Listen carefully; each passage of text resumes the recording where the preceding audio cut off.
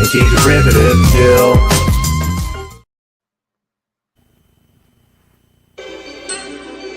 Happy birthday! Welcome to Jill's.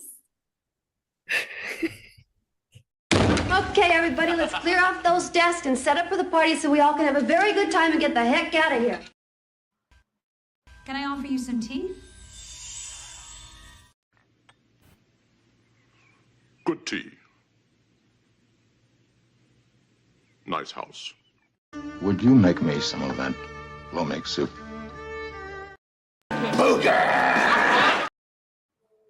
Hello and welcome to Plomeek Teatime number 100. And it's a very special one, aside from it being the 100th episode. I want to say happy birthday to my fantastic co-host, ScottyR37's, and I've said this many times before because it's true. Scotty brings the color, the humor, emotional intelligence that makes so many of our live streams really memorable.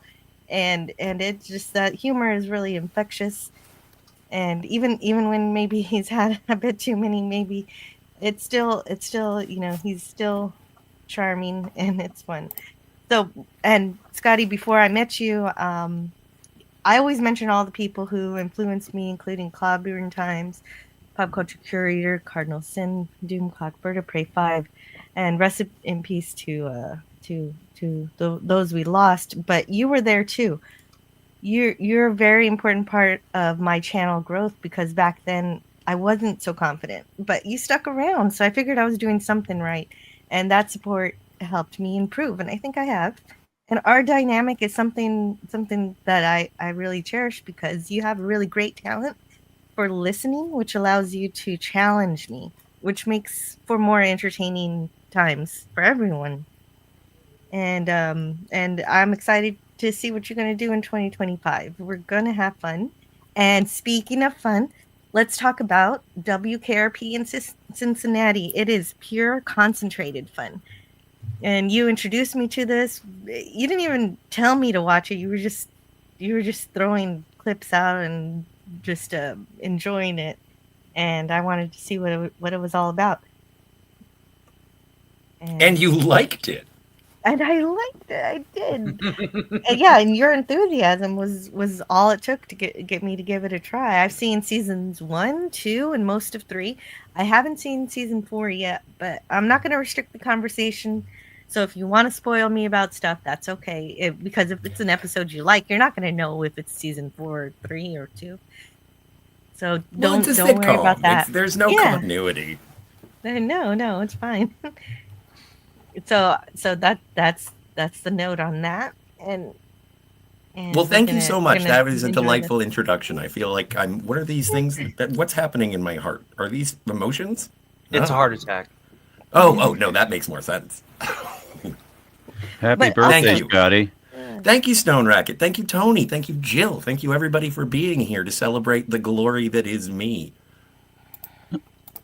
Yes. I have so many gifts for you. I know you already did. You should check out Tony's channel, subscribe, like and subscribe and share. But we did a little improv thing yesterday, and it's awesome. There's a short on Tony's channel. Oh, absolutely smashing. Can I play that? Yeah, go ahead and pull it. What, the clip, the surprise clip for later, or the short? Oh, just the short for now. The short. Do you want me to send that to you right quick, Jill? No.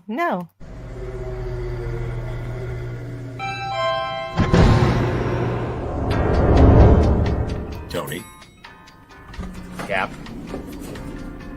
So, have you seen Jen lately? Not lately. I hear that she's on the run. Something with the studio going on. I don't know. It makes sense. She's breaking so many walls. How are you doing? How's Pepper? Miss Potts is doing well at the cabin. Life's pretty Gucci down there. Morgan just went to the 2nd grade. It's fantastic. You know, I am just so happy that you have found the life that you were looking forward to. Absolutely. But speaking of lives that we are looking forward to, I know that there's a guy on YouTube that we entertain here at Stark of Iron. I, Mr. Stark, Iron Man, wish ScottyR37 a very happy birthday. He stole my shield. I think Jill took it, but it's okay. He can borrow it for a while, but I'm going to need it back. That's a lot of vibranium. That's a lot of vibranium, and the last time I checked T'Challa, I don't think he likes us right now, so...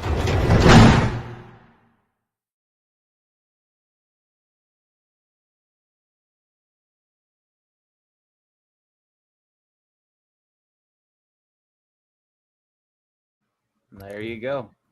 Nice.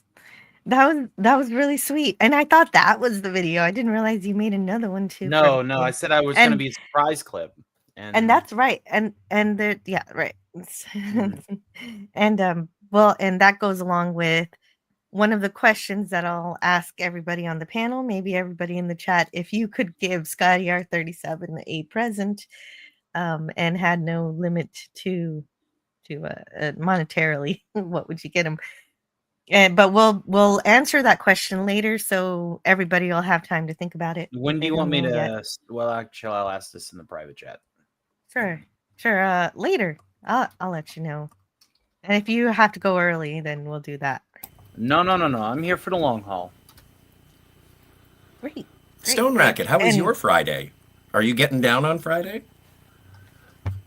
Well, to tell you the truth, Scotty, I've only been up for about a half hour.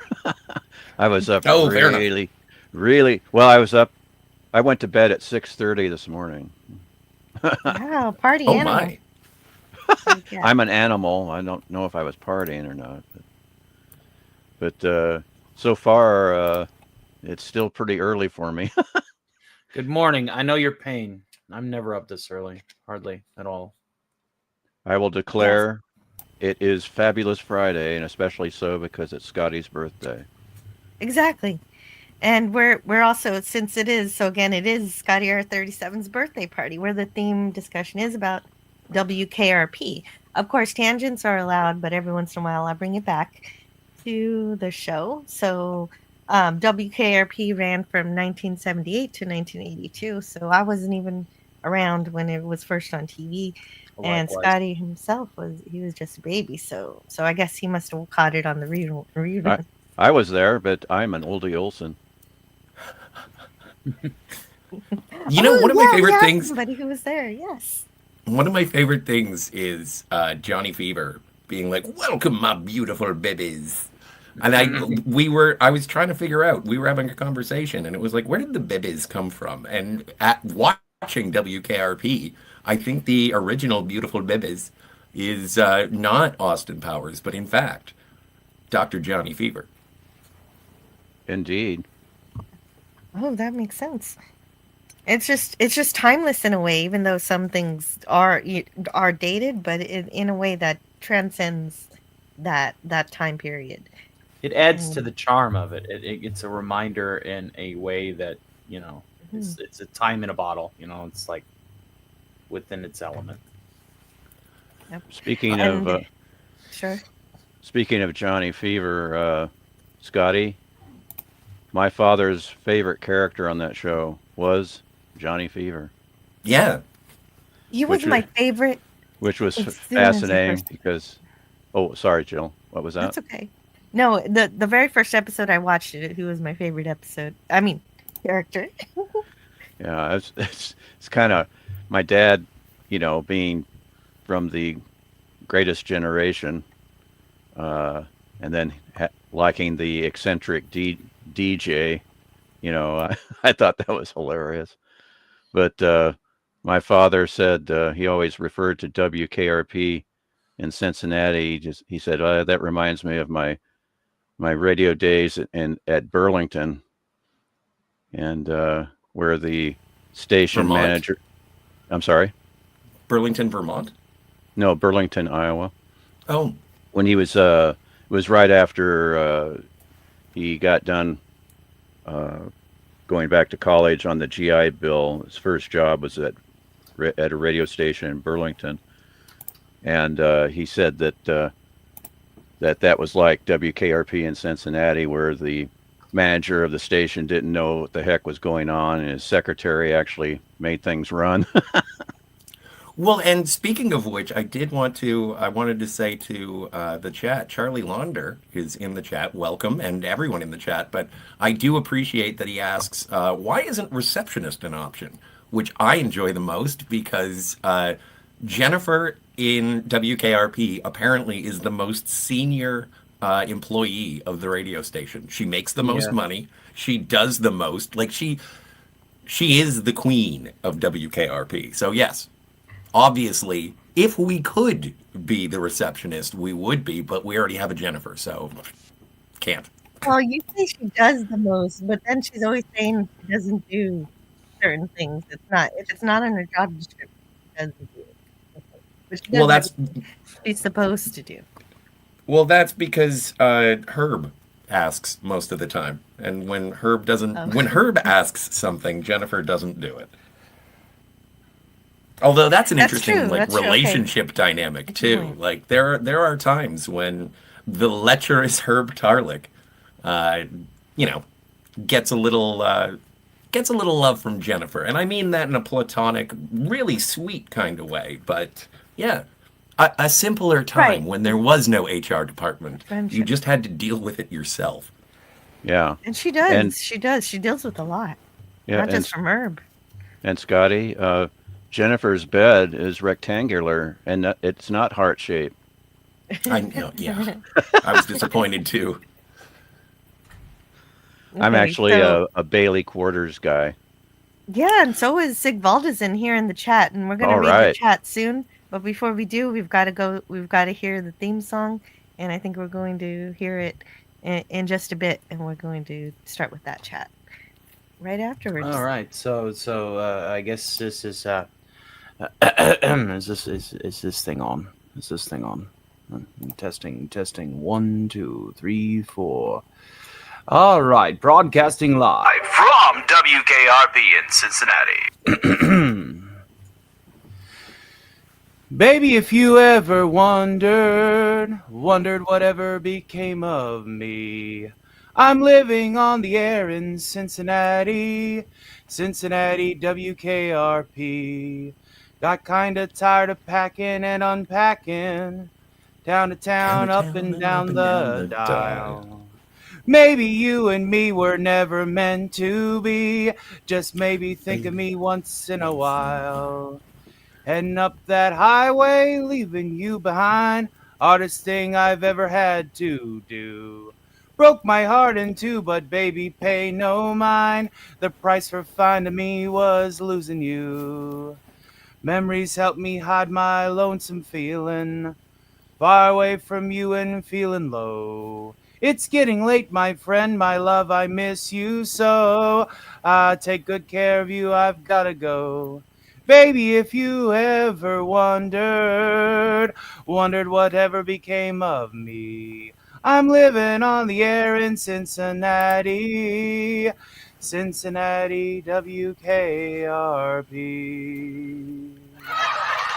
I'm at WKRP in Cincinnati. Booger. Hopefully that passed muster for you, sir. Happy birthday. I appreciate it. You are a delightful gentleman for indulging my ridiculous requests. But I'm not singing another tune until tonight after Doomcock. I must preserve. That's fair. That's voice. thank you for working really late. That. Speaking of Doomcock, Jill, I saw that you were on Pop Culture Breakdown on Wednesday. It was a surprise to me too, because I was busy during my day doing my membership stream, and I didn't even realize I had a communication. So now I've set my phone to play a certain special sound whenever he emails me, so that I don't miss his email next time. But after I got back home from picking up my kids, I got the email and I hurried up to prep what I could so I could be on the show. And it was a lot of fun talking about Star Trek. Oh yeah, Star Trek and the Filth, and Batman too. The Filth and Batman and Jill. Make sure you watch those Pink Panther movies, okay? Oh, I will. That is on my list of things. Probably I'll do that this year. Oh, somebody else is joining the party. Let's see who it is. I heard a beep. It is DJ Playnice. Welcome. Hey. Hey, DJ. How you doing, Jill? Hey, Scotty. Happy birthday, man. Happy birthday. Thank you so much. Are you familiar with WKRP in Cincinnati? Scotty, you don't remember the stories I've told about it before? It's your birthday. Oh, that's right. That's right. I'm sorry. I'm just trying to. I'm just introducing the theme of the conversation. Is all. I'm not completely obtuse. Yeah. Oh yeah, well, and the affinity that we have for Johnny Fever takes me back to when I was a kid, first saw the show, and was actually inspired by him, among other things, to seek radio and find it and work in it for a while. So yeah, WKRP, familiar. I'm glad to be here. I think we're going to start with the chat, and then we're going to go through the characters and the slides and everything, and or wait. Then before that, we'll go through if you want to talk about exactly the way DJ Playnice is talking about his initial experiences with it. But first, we're going to go to the chat because I want to make sure they're in the party too. So Sigvaldison says Bailey was truly the sex appeal of WKRP. She was just mouth-dropping gorgeous as I drift back to when I was a teenager in 1978 to 1982. And I do have some clips, so every once in a while, if I think about it, I'll play it. What are you looking at? There's a man in the building over there on the 16th floor who's exercising the nude again. Seen Venus? Nude? No, just around. It's so funny, those They were tropes. pretty cute, man, I tell you. Yeah, but like so many of these tropes that you find from modern sitcoms, like WKRP had the original ugly naked guy across the way, like from Friends, when it was like, oh, ugly Yeah, I was naked guy. gonna say, didn't they do that gag in Friends? Yeah. And so it's so, I don't know. Is WKRP underrated? Yes, I think so. Well, and like you're saying, the I'm seeing things that I saw in The Office, and I'm like, wait a minute, WKRP did this, and so now I realize like there's a dead bird episode, and this episode, and in WKRP it's a frog. Yeah. Oh yeah, the dead frog. And it's actually kind of touching because Herb is so distraught at having hurt his daughter's frog. And See, and that's the thing. Herb is such a dick, but he does ultimately love his family. Yeah, he does. Sigvaldison says, "Praise to our eldritch god. I have a good feeling he will break the containment field tonight and right all the wrongs in the world. He is truly a merciful eldritch god." Hail the cultist, hail the cultist. I don't know what the F you just said, little kid, but you reached out and you touched a brother's heart. No, Sigvaldison, as much fun as as fun as Harvey is, he's gonna destroy everything if she comes over here. I'm not sure you Jill, Scotty. Well, actually, no. I'm extending a use of precious portal fluid to ScottyR37 today, and only today, that if that were to occur, he too can jump universe with me and survive. Huzzah! Love you, Jill, but I only got enough for one trip. Oh, okay, fair enough. Well, I actually have some pull with Harvey. I think I could stay with him off with some pizza and beer for at least a little while. And oh yeah, I have a good feeling I'll use the portal. You might tonight. Oh man, okay, there it is. Wow, that was good timing there. Oh no, it's not. No, Sig, that wasn't your fault. No, no. My friend Richard Spake likes to spin a yarn, and when he gets going, he don't stop. And it's fine. We were able to salvage the show. Show was fun. It's good. Oh, okay. Oh, good. Well, I'm glad it turned out okay. And hello to Suzanne, who says happy birthday to ScottyR37. Suzanne, so good to see you. And of course, I hope ScottyR37 gets to enjoy a delicious meal and fabulous birthday cake today.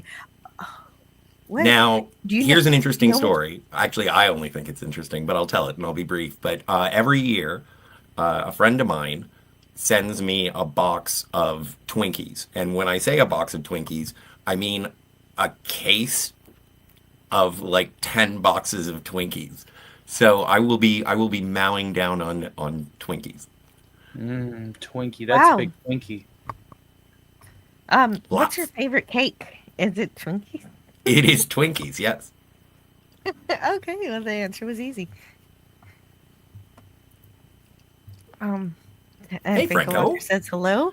Please subscribe, bell, share, Oh, hit right. like, select live chat, all those things. Hello All to the things. Brogu. I'm so happy for I'm so happy Franco's here because he says the things I always forget to say those things.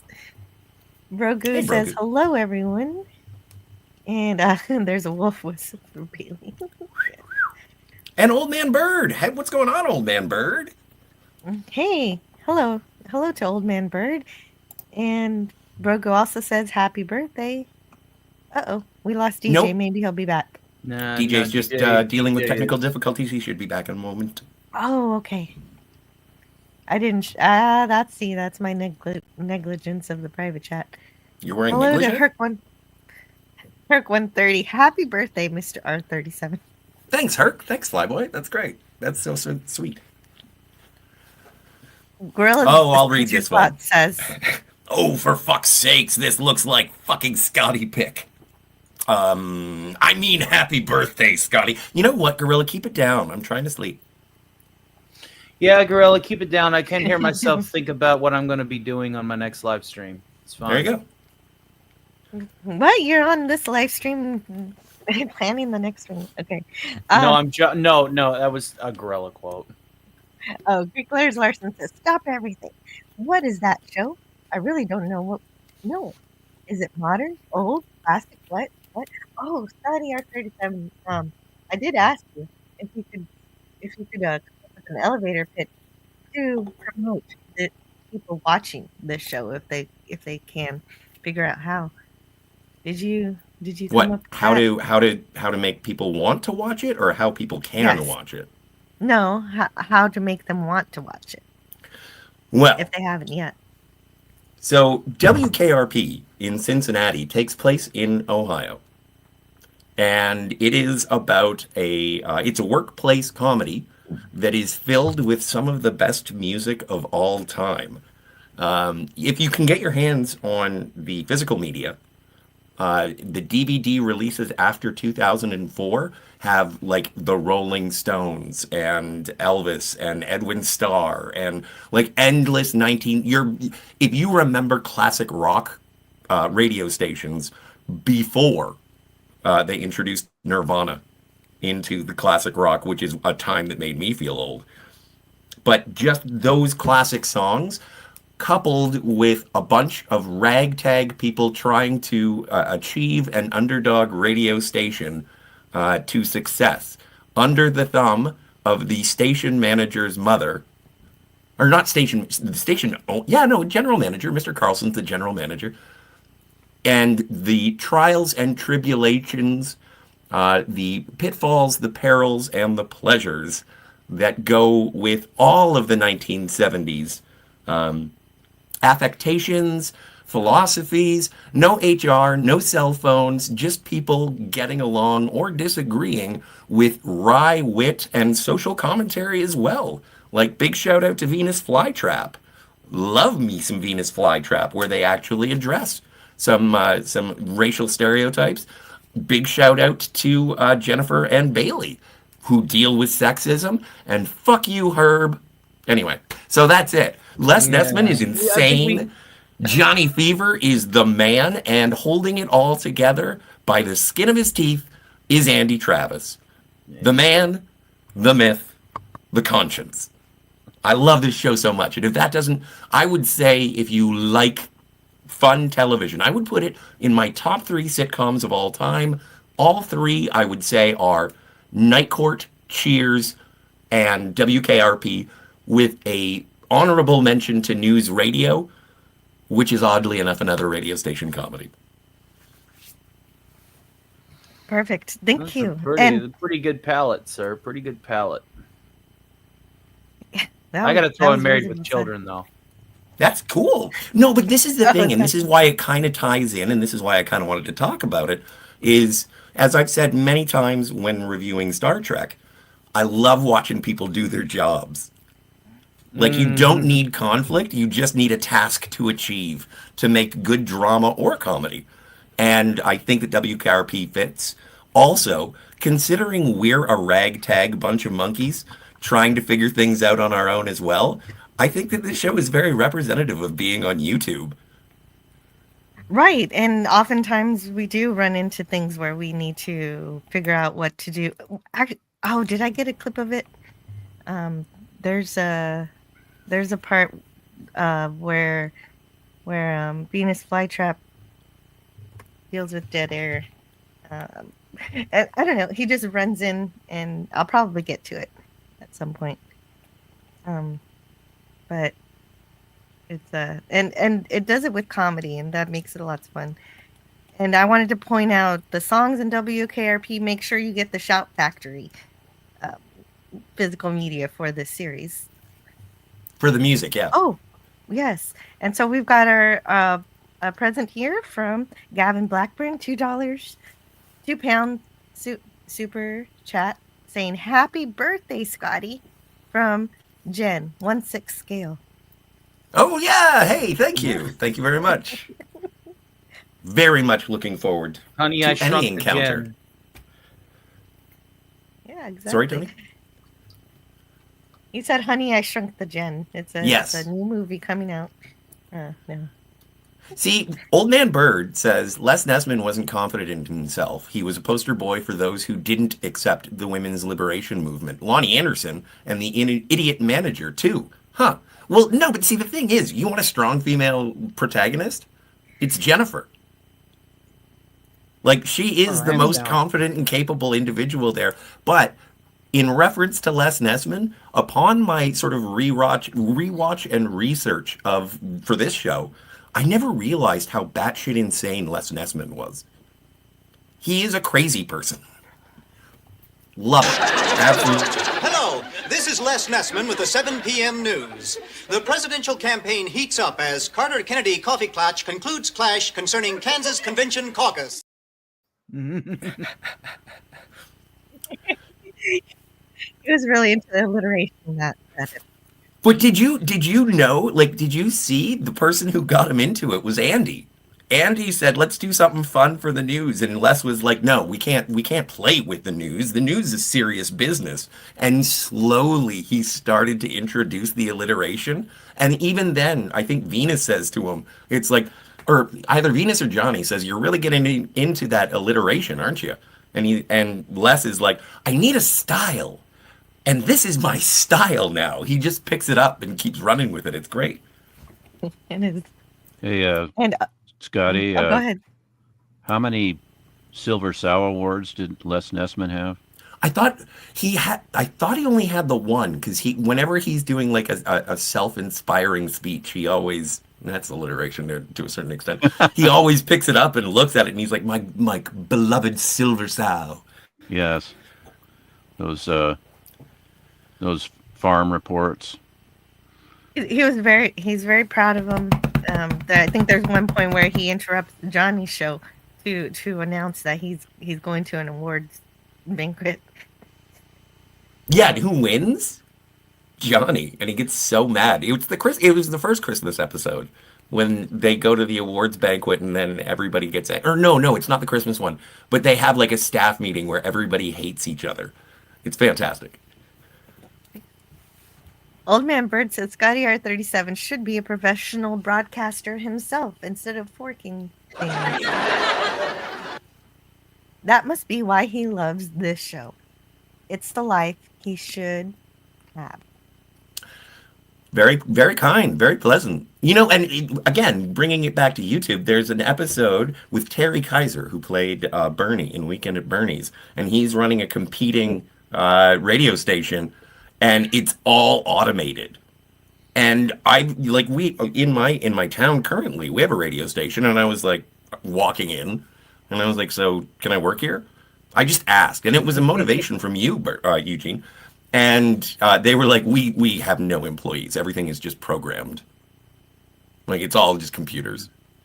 Oh, no. What kind of world do we live in where people can't get in front of a microphone and entertain people? Oh, wait. But that's the thing. We can. We can. We don't get paid for it, but that's exactly what Johnny Fever has a problem with.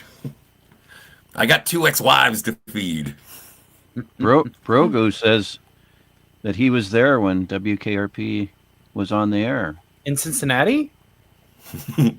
And so were you, Stone Racket. Yes, I was there. This is a good point, and this is a good point to talk about your experiences with the show. I'm still watching it. I'm and I think I already explained that I'm watching it because of Scotty. So how did you get into the show? Oh, I was there right from the get-go, and WKRP was a family favorite, and it was one of those sitcoms we could all gather around the TV and watch and enjoy together. Oh, and, good, a family show. Oh yeah, it was a family. Everybody loved that show, and I got my first VCR in the fall of '79, and so I started actually taping the show when there was a scheduling conflict, and I'd be able to show that week's episode to the whole family. Oh, that's really great. No, this is no, and that's great that you guys were able to bond over it, because I know and your then dad didn't always like everything. Yeah, but I when I was working at Fairway Grocery, I actually had some of my coworker pals over, and we would watch WKRP, the episodes that I had taped, and so that was another use of the VCR and watching a great sitcom. Nice. I have something to share. Oh, sure, please do. Got it ready to go. It's just in the backstage, Jill. I think it's a full screen thing. There we go. Yes, I'm hey, trying look to at do you, multiple Jan. things at once. What's going on? Oh, it's Jan Smithers. Oh, I see now. I had to make it larger to see who's there. Nice. Yeah, this is Jan Smithers on the cover of Newsweek. The Teenagers, a survey of what they really like. And the answer is Jan Smithers. If you like Jan Smithers, what was that, Scotty? I said what teenagers really like? Jan Smithers. Jan Smithers. You want to see some more Jan Smithers on a motorcycle? There she is. Hot diggity. Yes, please. Because I'm collecting Scotty's presents, and that we're going to read later. Since we're going to read them later, I'm going to skip those chats for now, and we'll read them when it's time. Well, I at least embraced the virtual presentation of YouTube and compiled some stuff for our good friend Scotty. Hooray! And then to switch gears a little bit, here's my father at KSUI radio. I would kill for a microphone like that. Yeah, What was that? This is from October of 1949. I want one of those old mics. I want to be able to broadcast my Alice Store voice with it. If I had an option to dress that way every day, I would. You do dress really nice a lot of the time. Oh, thank you. Anyway, I'll be back in a second because it's not my birthday without some PBR. I know it's daytime, but you're not my real. Oh my goodness! Come on! Oh heavens to Betsy! And I'll be nice. I'll be nice. Birthday, whatever shall we do? Scotty, Heineken. Well, okay. F While that. Scotty's stepping. Oh my God! Goodness gracious! Wait a minute! Before you go, Scotty, there's a gift. Here in the Holy! chat. Will you look at the quite a big size one. of it? Oh my! Old Man Bird sends a $99.99 super chat saying, "Don't stop believing, ScottyR37. We love you, man." Old Man Bird.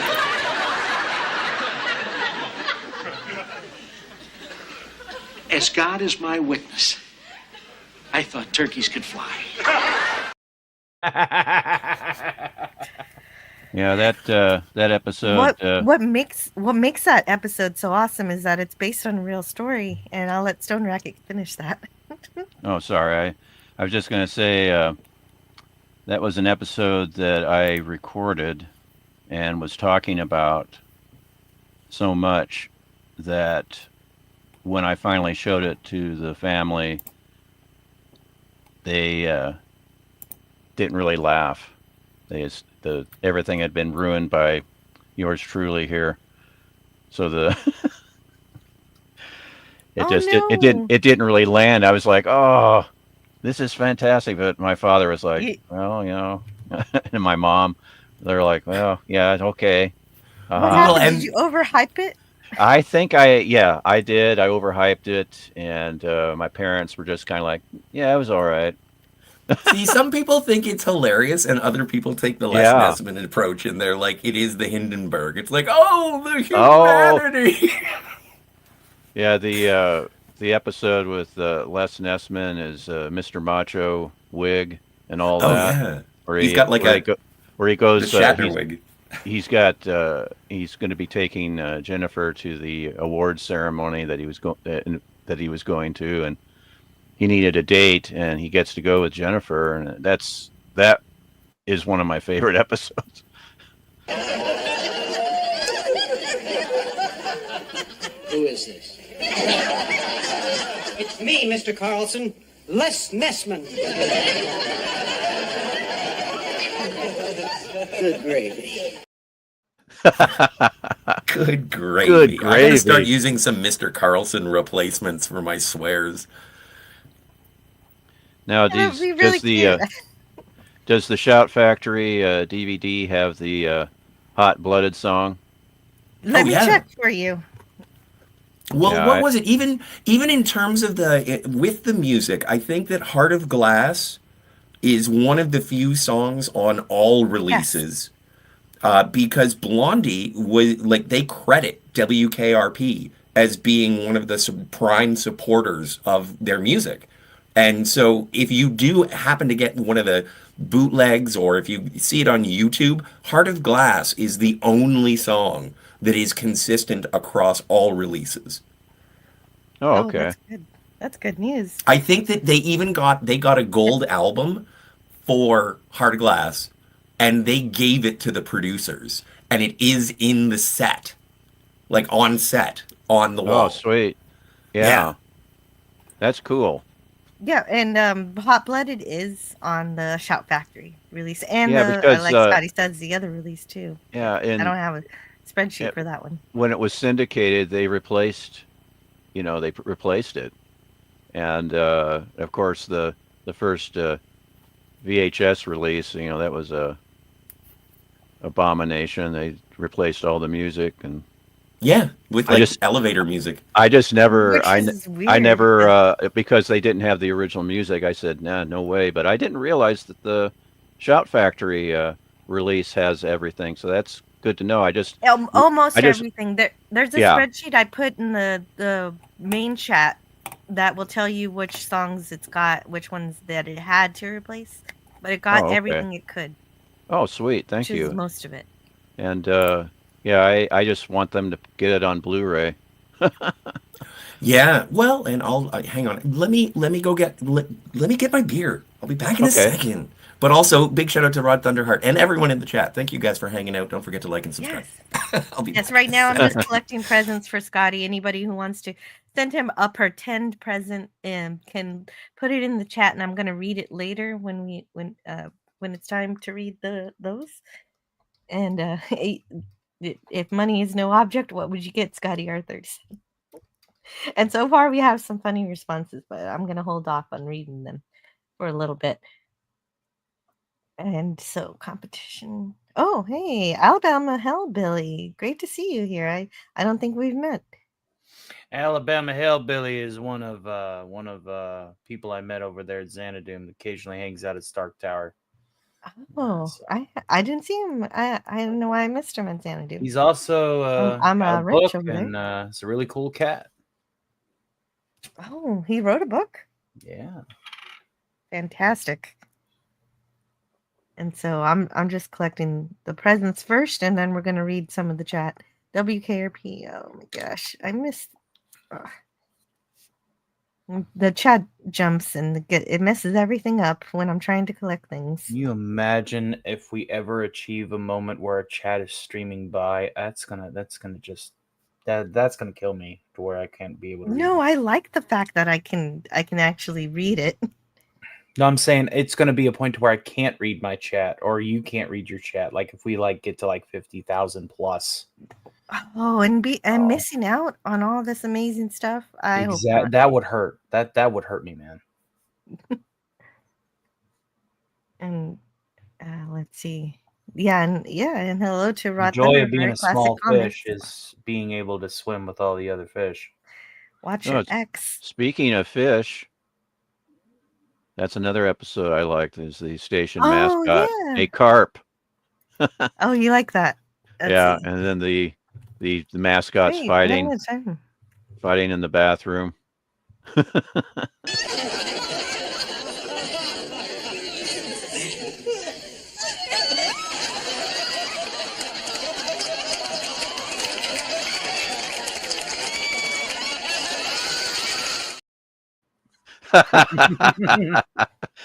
Oh yeah, WPIG and WKRP battle it out in the men's room. They do, and that's it. The WPIG is the competing radio station. Oh, Sean Ellis is here, and he was born in 1977, a year before WKRP debuted. Cool. He was born the year of Star Wars. Yeah. Mm-hmm. Everything is science fiction in my domicile. Oh, Sigvaldison says when our chat is too fast, turn to slow mode. Well, for me, I've got to scroll back up and see where I was in the chat because I was just collecting those presents. If we get any more, I'll add them to it. So we're okay. No, we're not reading that yet. We'll read that one later, but that one's funny. Herc130 says, I am an expert on this show. Saw it aired in 1978. Oh, that hey. is so cool. Another OG WKRP fan. Hells yes. Mm. Yeah. Greek Letters Larson says, I don't know anything about that show, but I chose DJ in Jill's poll. Yes, there is a poll. And the poll says, because DJs tend to have the best chicks and plenty of love. I'm not going to actually read what that said. If you can work at WKRP, what job would you want? And of course, 82% so far have chosen DJ. Well, it's so funny because we were talking about it, and I was like, I think I'm Herb. And then you said, I always thought you were Johnny. And I was like, thank you. That's one of the nicest things that has been said to me all year.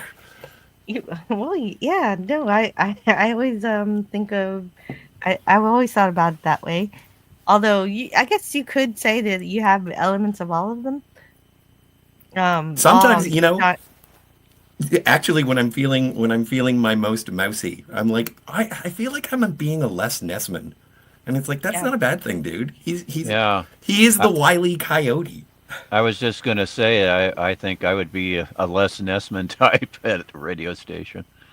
Yes.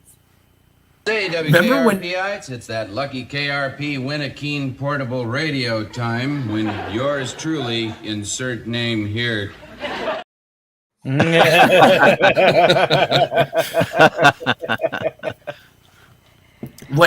So the episode I watched yesterday, one of the episodes that I watched yesterday, there's a fire in the building, and Johnny was wasted, and he showed up at 5:30 p.m. because he thought he's like, I'm sorry, I'm late.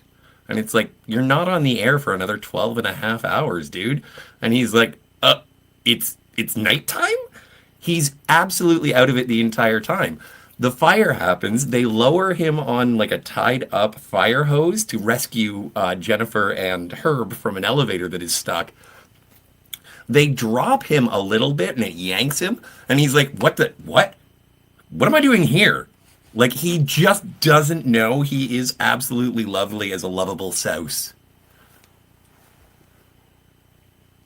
Oh, and I meant to watch that one. It's a 4th season episode, so I haven't seen it yet. Has anyone else seen this one?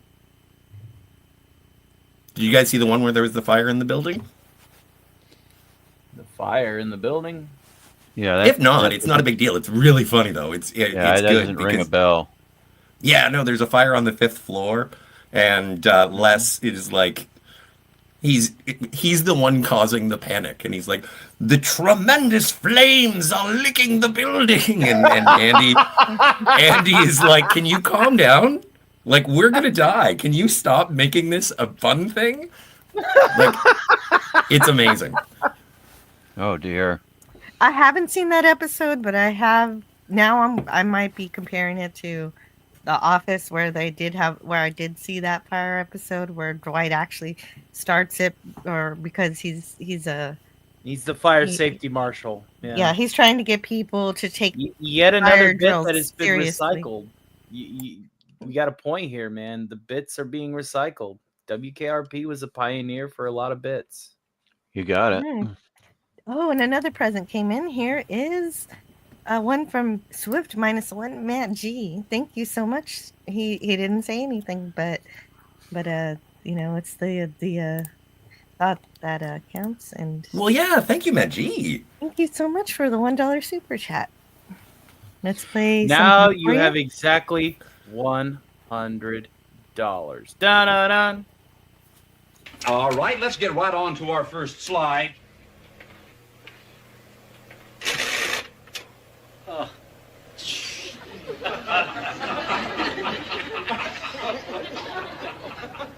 I have no idea where that pornographic slide came from. Oh dear. Wrong camera roll. I'm sorry. Did I bring the wrong roll to work? It was I think it was from his vacation or something. Yeah. Let's see.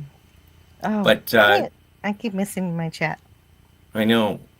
I keep bouncing around. Who was? No, we can bounce everywhere. This is supposed to be a Okay. birthday party. So tell Sweet. me, who was it? Who was it that Old Man Bird is saying was married to Lonnie birthday? Anderson. Yeah. Oh, okay, Jennifer. Yeah. Yes. Jennifer. Jennifer saved the station quite a few times. Yes, she did.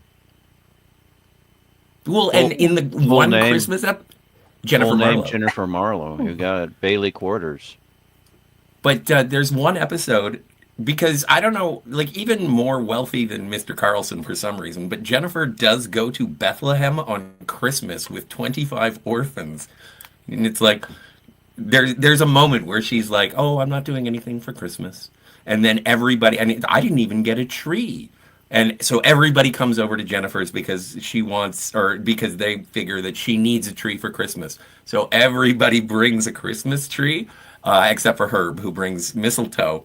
And Of so course. Herb walks in, and everybody's like, "Where's your tree, Herb? You can't get in here without a tree." And it's so awesome. It is the best. And then she reveals, it's like, the reason I didn't do that is because I'm flying to Bethlehem with some orphans to celebrate Christmas. And it's like, she is nice. She is supportive. She is strong-willed in a great way.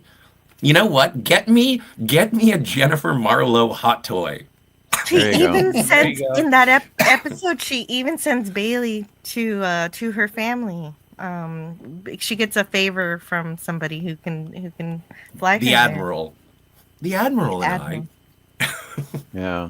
That's a great episode. It is. It's so lovely, and there's so many Christmas trees, like you said. Yeah. It's hilarious. Oh, Charlie says, see, that's- okay, I changed my vote to news department. Give Bailey Quarters love. You betcha. Will- Bailey. Yes. Well, and some people were saying, I was looking around town to town, up and down the dial, and people were saying that it's like a Marianne and Ginger situation between Jennifer and Bailey. And I Yeah. was like, that's appropriate. Yeah. You say that. Yeah. Yeah, that's fair. Yeah, I always, I would say that occasionally. I'd go, you know that show, Gilligan's Island? I always liked Marianne. I'm a Marianne kind of guy, and then I would do Yeah. the same with WKRP. I'm a Bailey Quarters guy. But the difference I think is that in WKRP, both of them are intelligent. So it's a Yeah. that's a good twist on that. Well, and the character was based on the writer's wife. I don't recall the writer's name, and she was supposed to Hugh be Wilson. Is that right? Hugh Wilson. Yeah. And it was based on Hugh Wilson's wife, who was sort of timid and meek, but whenever she spoke, she was profound and intelligent, and that's the character of Bailey Quarters 100%. And she starts off as just being like a nothing assistant, and she does rise the ranks throughout the show. That is the only part of continuity that really develops, and also Les Nessman's walls. The walls in his office. Apparently, Jan Smithers didn't have that much acting experience, but she got the job because she really they saw a bunch of people who did a really great job, but they said that they were acting shy, and Jan Smithers actually was shy, so that's why they picked her. Excellent. Watcher X says, I was fond. Go ahead, Joe. No, you read it. It's your birthday. I was fond of WKRP, but I can't remember much besides enough with the elevator music. Snap. Also, Booger. So, and the reason, okay, so for people who don't know, because there may be some that don't, the reason that is in the show is because the last radio station that Johnny Fever worked at, he got fired from, which, I can associate. And the reason he got fired was because he said booger on air. So when they do the format change, because it's all like yodeling music and Lawrence Welk, no shade to Lawrence Welk. And so when Johnny Fever finally gets to be Johnny Fever, Andy Travis, not Randy Travis, very different. Andy pokes his head into the broadcasting booth and says, I'll let you say booger. Yeah. Gets him to stay. Booger! But then when he leaves for California I think it was California for another job, he comes back and he says, well, I knew I could say booger, but I didn't know I couldn't say, and then bleeps it out. So what did he say, Scotty, that got him fired? I don't know. So when Fever recounts, okay, so this is actually in the book. I have a book here. It's called, what is it called? It's called American's Favorite Radio Station, WKRP in Cincinnati, by Michael B. Castle. So I have that. I haven't read it yet, but I remember passing by this trivia. It says the actor for Johnny Fever recalls that he either said "fuck you" or "tough shit." See, and that's the beauty of the 21st century, ladies and gentlemen. I can say fuck you and tough shit, and no one's going to fire me. I can't get fired from here. This is great. I think I would go with tough shit. That sounds more like what he thought he could get away with on radio. Yes. Oh, absolutely. Yes, but that one is more believable. Yeah. Yeah. F-bombs probably don't go by the FCC very lightly. And Alabama Hellbilly says WKRP is the best sitcom to have ever aired on TV, and it's hilarious. I'm with you. Like top three. Yeah, if you just need a laugh, it's there for you. Most of the episodes are hilarious. Well, and also even just going back, like it's so weird seeing, and they attempted to revive WKRP, like they did WKRP The Next Generation or something. And but Herb and Les were still there, I think, and Venus made occasional stop bys, so did Johnny Fever. But anyway, it's interesting to see because they just revived Night Court and Frasier, and it's so strange to see a modern sitcom with a laugh track. But when you go back and watch like classic sitcoms with a laugh track, it works for some reason.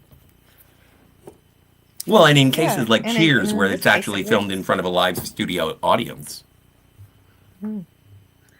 Yeah, laugh tracks bother me sometimes, but not in this show for some reason. There are exceptions to the Yeah. rule of me being bothered by a And laugh track or not.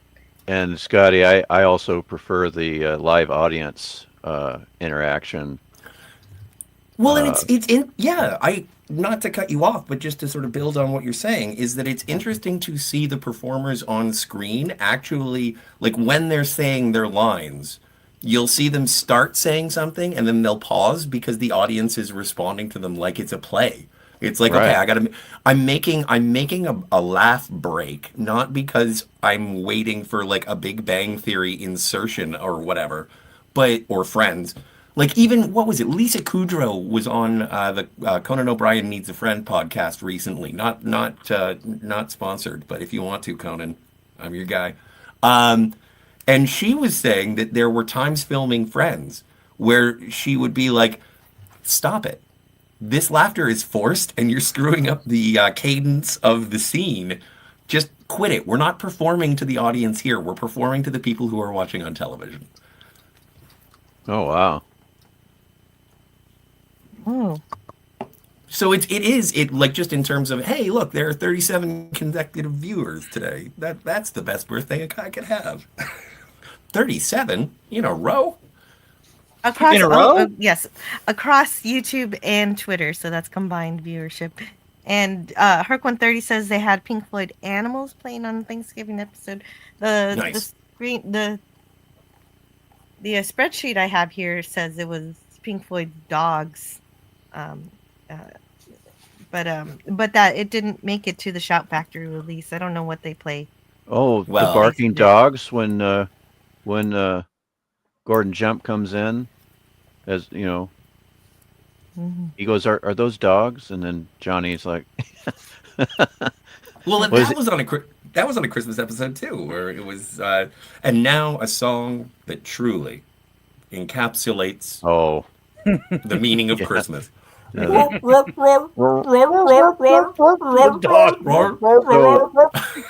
So on the Shout Factory, what are they playing? Because I don't know. It doesn't say yeah, what they replaced it with here. yeah, because he's responding to are those dogs barking or something like that, and I can't remember what Johnny says. What does Johnny reply with, Scotty? Oh, I don't recall Yeah, specifically. What does he say?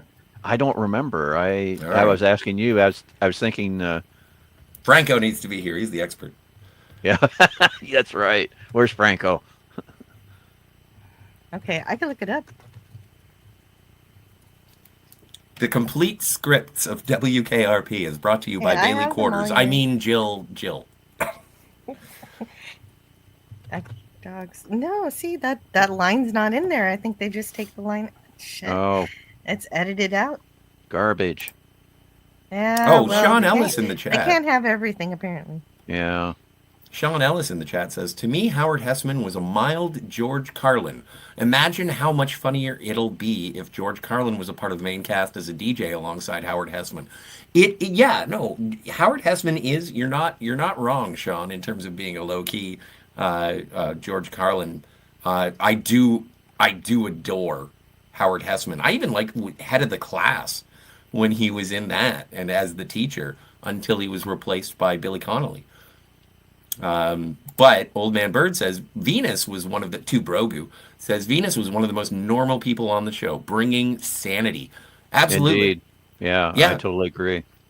And He was and the he's way best cool too. He's way cool. He dressed up as Santa.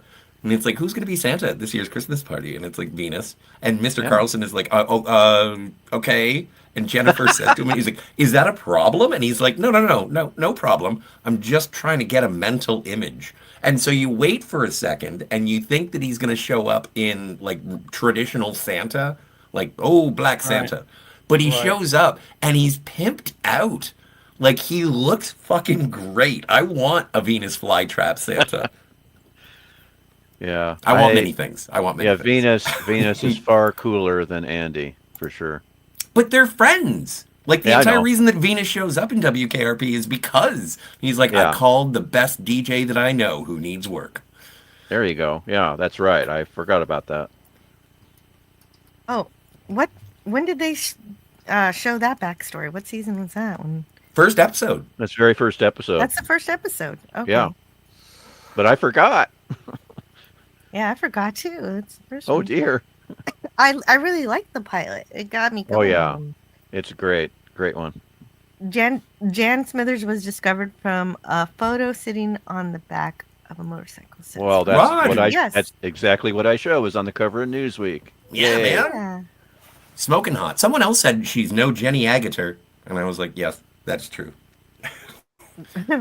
Welcome to the party, pal. Yeah. I say to Rod Thunderheart. Oh, welcome to the party, pal. I say to Rod. She got dead hair, dead hair. Yeah. Dead hair. Yeah. Dead hair. Ah. Get down, Les. Nama nama nama na. Hey, thanks. So it's Thanks, happy Nama Nama birthday, Na. Scotty. And Franco Walker's going to eBay. Can you guess why? Yeah, WKRP, man. Make sure you get the Shout Factory one. Yeah, Shout Factory, definitely. FKHC 2005 says then they did an episode about the 1979 Who concert there in Cincinnati. Yes, that was a very serious. I was not expecting such a serious episode to happen. Yeah. Oh, and I think there were two tragedies that were acknowledged on WKRP. The Who concert was acknowledged. A death. There was a death of a singer that was acknowledged. But the third one, and I don't remember the name of the lady who died, but they do acknowledge it. And the third one is never acknowledged verbally, but after John Lennon was shot, they had a picture of John Lennon on the set throughout the rest of the series. Oh, really? I didn't know that. That's amazing. But the Who one is the one that I know the most because it was actually something that actually happened in Cincinnati. So it was a true story that they were telling. It was see every episode of WKRP is funny except this moment where they tell of this real life tragedy where people in Ohio were trampled during a show of the Who. The Who were later outraged that they played their entire show without anyone telling them that had happened. And the end credits even tell about the local ordinance that passed and what they were doing to prevent this kind of thing from happening in the future. And so that is definitely one that sticks out. Yes, DJ? It was like a dozen people that were trampled at that show. And to that time, or at least in my experience, in that time, that was the most tragic thing that had happened at a rock and roll show. And since that has been surpassed in death count in other tragedies that are similar, but I know what some of those things were like. 70s arenas, some of them built in the 50s and 60s. The way the exterior doors were, the problem that they had at Riverfront that night, which is just is huge compared to the one that I grew up with in the Midwest here. They only opened one set of doors, and it had to do with when people could show up. And the legend, I can't quote fact on any of this, but the legend is that they were playing not a sound check, but they were just playing some Who music through the PA. And so people who had gathered early thought that the concert had started, and that's what began the crush, or that's the way the urban legend is for me, at least. I don't remember any of the original. Yeah, no, that I think that's how it's explained in the episode also, is that people are panicking that the show was starting early. And the question was posed, well, have you seen that episode? And I feel like I need to go back and watch all of these. Go back is kind of a misnomer there, because I only ever saw these things in original airing. And so my memory for these specifics on the series are so faded that I'm learning about them all over again. So this is kind of cool. And I do remember the Carlson line about asking if it's dogs. So you're not going crazy. That was there. Yeah, that was there, definitely. Oh, I definitely believe Stone Rack did. I just I don't remember the line because I guess it got cut out. Yeah, that's because the song got cut out. Now I don't know if I want to buy that set. It's like that was one of my favorite. It has the sequences. most of everything. Yeah. I do want to welcome someone to the chat. Oiler Greg. Oh, Booger's here. Oh, I'm so glad. And Oiler Greg, Booger of course, is here. Oiler And Greg. Oiler If Johnny Greg. Fever had said Oiler Greg, I would have been playing that too. Oiler Greg. Oiler Greg. And Canadian Spider-Man, hello to you also. Oiler Greg says WKRP is one of my favorite all-time shows. Yes, yes. Mm. Sean Ellis says Lonnie Anderson was a hottie back in those days. Well, you know what? Go check out the Night at the Roxbury movie. She was still pretty good in Night of the Roxbury. Yeah. Turkey's Away is still the best Thanksgiving episode. Yeah, I can't think of a better one. Good call, Low Spec. Low Spec's awesome. Uh-huh. No, this like again, this is it's just feel good, and as I mentioned, like they don't have the original music. If you just want to find out whether or not you like the show and the characters, and we haven't talked enough about Gordon Jump, but if you want to know if it's for you, just punch in WKRP in the YouTube search, and it will bring you like 3-hour sort of compilations. None of the music, which is a big selling point.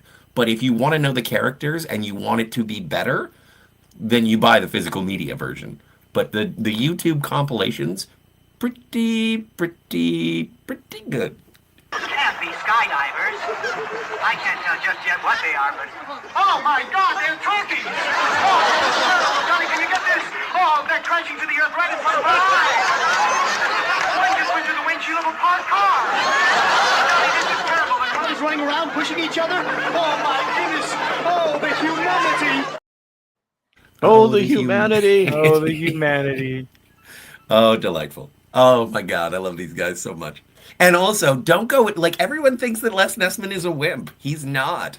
He's a crazy person. There is a point, like Jennifer she buys her own home, and in one of the few instances, like I think WKRP actually, whenever anybody talks about money, they actually say numbers, because you know that thing on television where it's like, I'll pass you a piece of paper and you'll look at it and react. No, they verbally say, it's like, I'll give you a raise. It'll be $1,500, $1,600.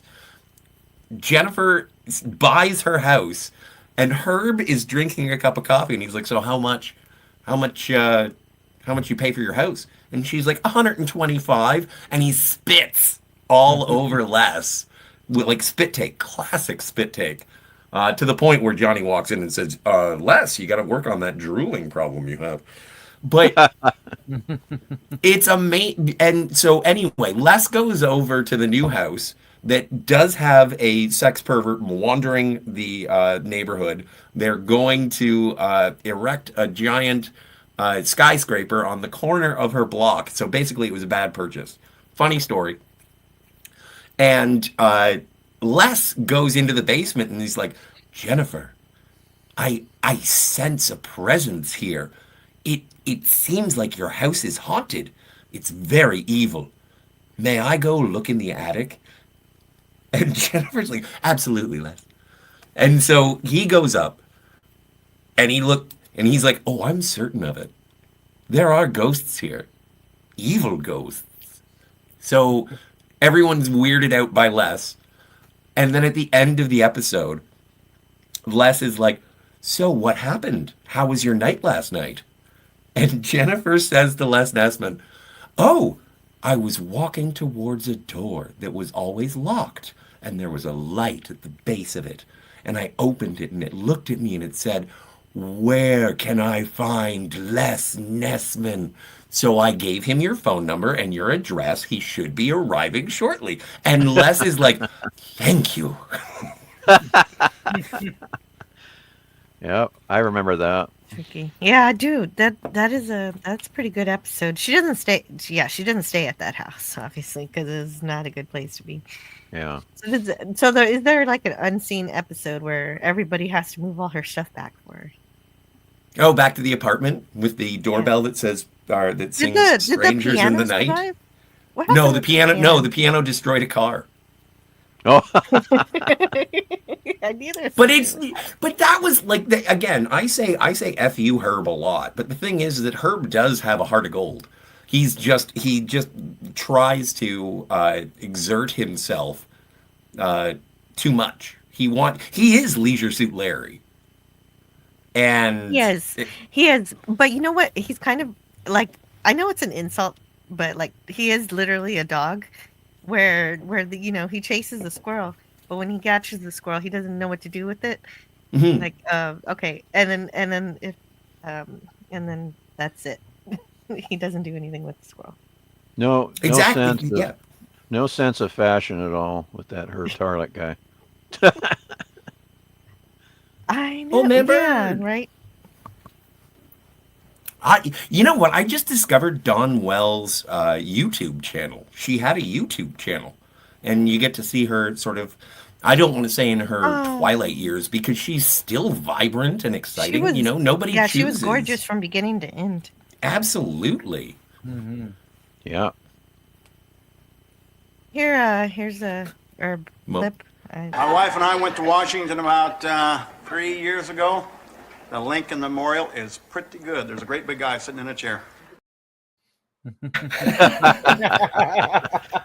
Great big guy. Jill, and everyone. There's a stand-up comedy special by Dennis Miller, and he has a big portrait of the Lincoln Memorial behind him, and I think one of the first jokes in the set is, and I would like to thank the set designers for throwing up Abraham Lincoln as we all remember him in the command chair of the USS Enterprise.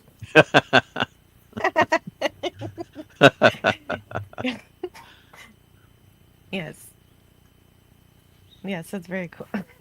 But of course, that Abraham Lincoln was Kirk's idea of what Abraham Lincoln would be like, and so that's pretty great. Yes. Hey, Jill, can I have a cigarette? Yeah, but first, Lance from the Outcast Creative said, "Hey, Lance, did someone say Scotty's birthday?" Yes, we did. For the first person to say it was my mom. Oh, nice. Classic Comics says Raquel Welch auditioned for the role of Marianne on Gilligan's Island. I saw an image of her dressed as Marianne. Wow. Yeah, that would have been way too much. Way too sexy. Way too sexy. Yeah. I like Dawn Wells, very wholesome and sexy. Hashtag Marianne Pegs. No. No, she doesn't. Canadian Spider-Man says, "Whoop whoop! Johnny Fever was a legend." Absolutely. Hey, Spidey, it's good to see you, sir. Yeah, Canadian Spider-Man, the hero we all need but don't deserve. Because wait a minute. You're wrong franchise. Yeah. I was wondering if any of you big, strong men here at the station could help me move this weekend. You can count on me. You always listen through a door before you come into a room.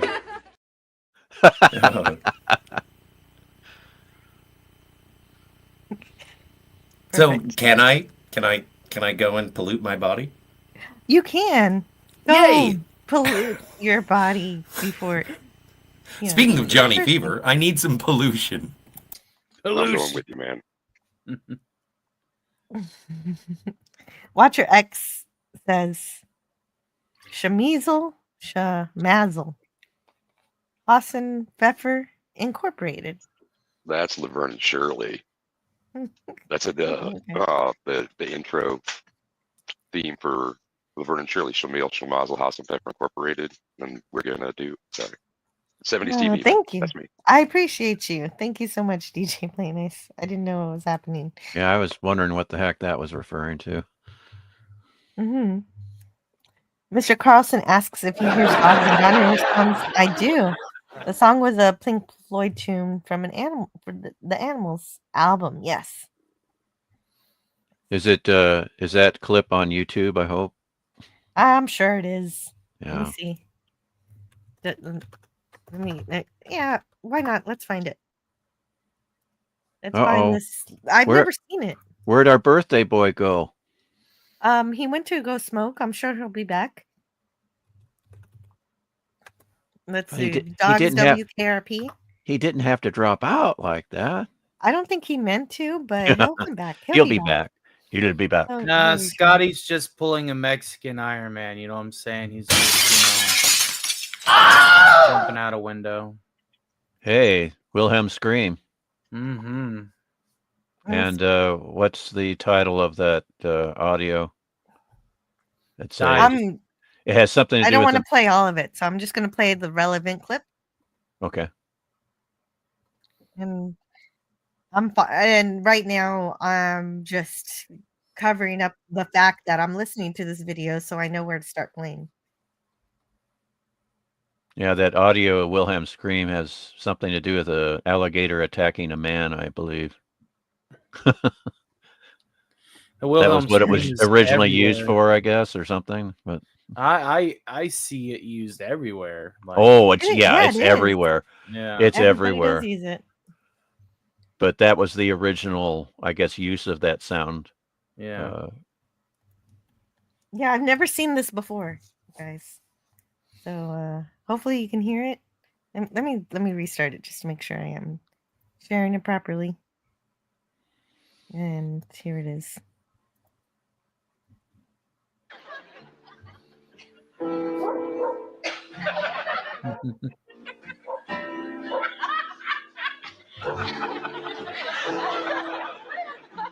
Don't touch that. I'm sorry, I was. Gripping music, huh? Yeah, that's good, all right. What's the name of that orchestra? Pink Floyd. Oh, was that Pink Floyd? Do I hear dogs barking on that thing? I do. Hey, here's a thing called Pigs on the Wing. What does that sound like? I don't do requests.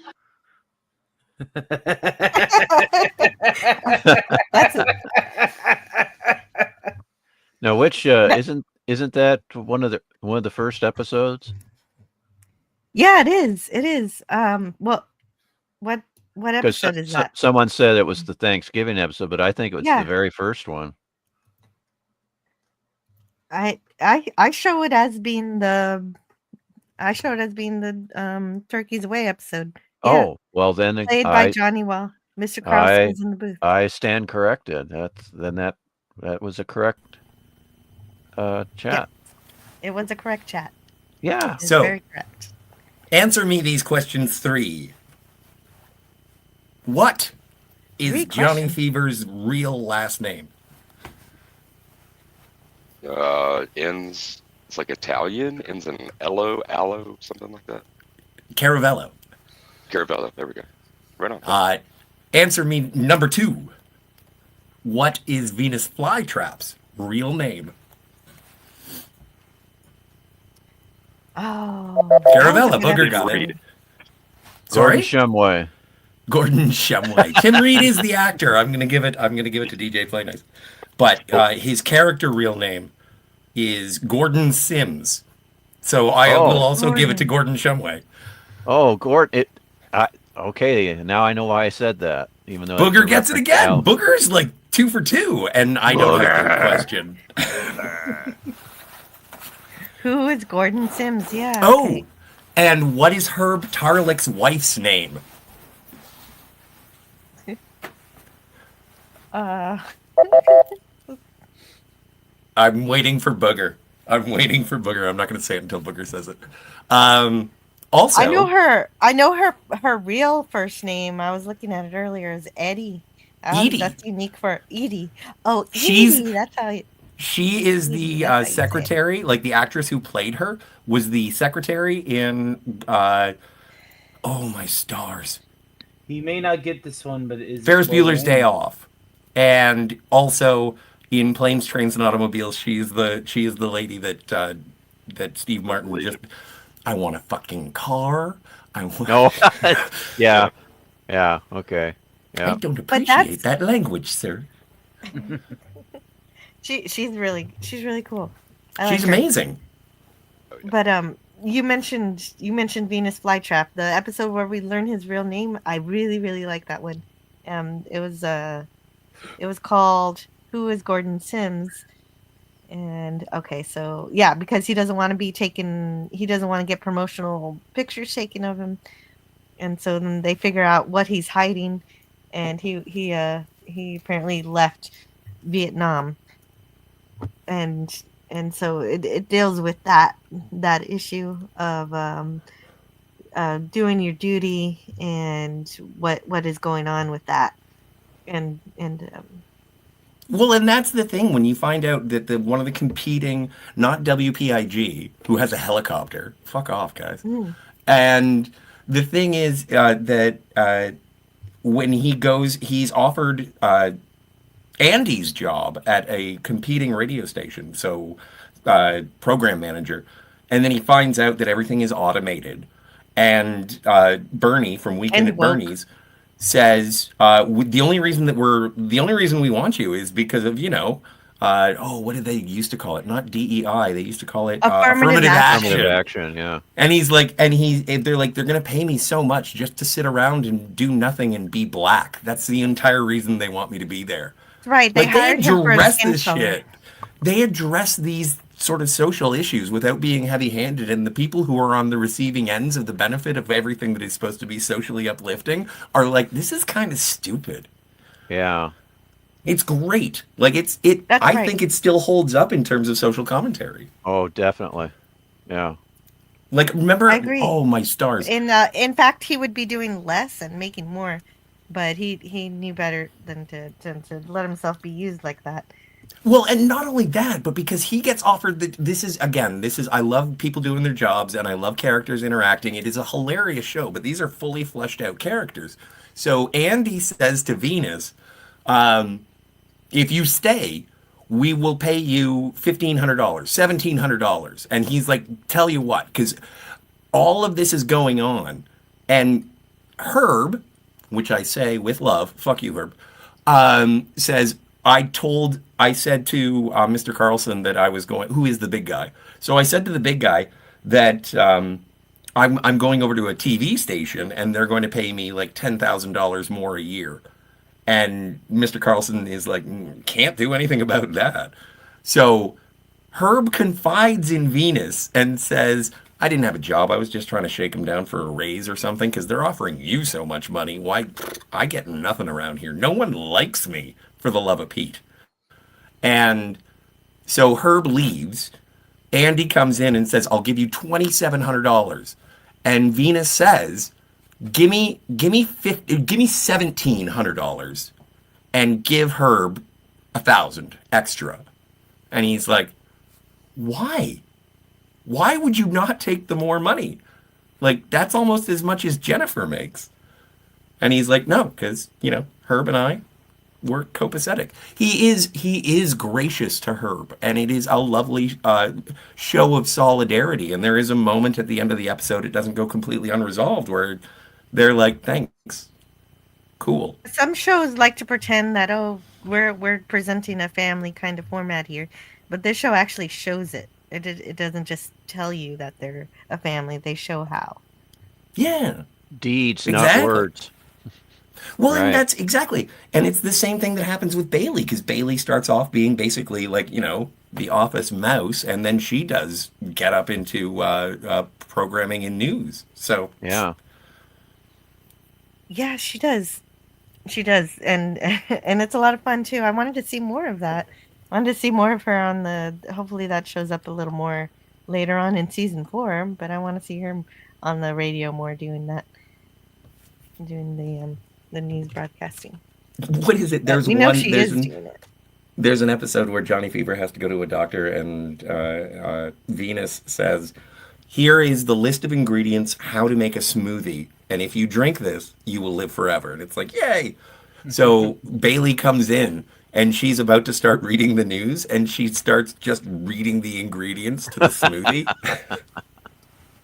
So good. Yeah, that rings a bell. Hey, Maddie's daddy. Yeah, hello to Maddie's daddy. Actually, I actually got a bunch of Bailey clips, but I didn't put them in yet. Oh, no. Here it is. Here's one. Because I was looking for it. I was like, I knew I got one of her doing the news, because that's one of my favorite things, that when she moves from her normal job. I just want more Bailey. While in Washington, A highly placed presidential advisor denied that he once shot heroin with a group of Hell's Angels.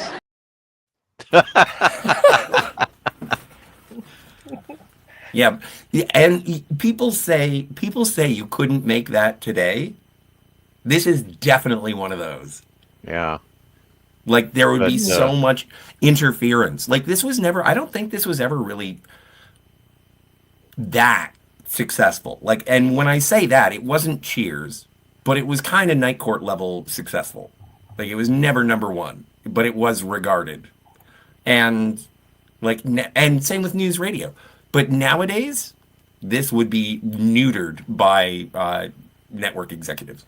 Yeah, definitely. You can. What do you want to be a program director for? Venus, you are the best DJ in the whole wide world.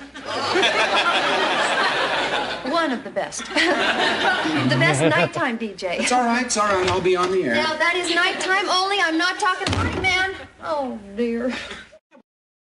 Oh dear. Oh dear. Oh dear. So, okay, there's an episode that I haven't seen, and I've only seen clips of it, but Herb confronts Bailey and says, why are you wearing Johnny Fever's t-shirt?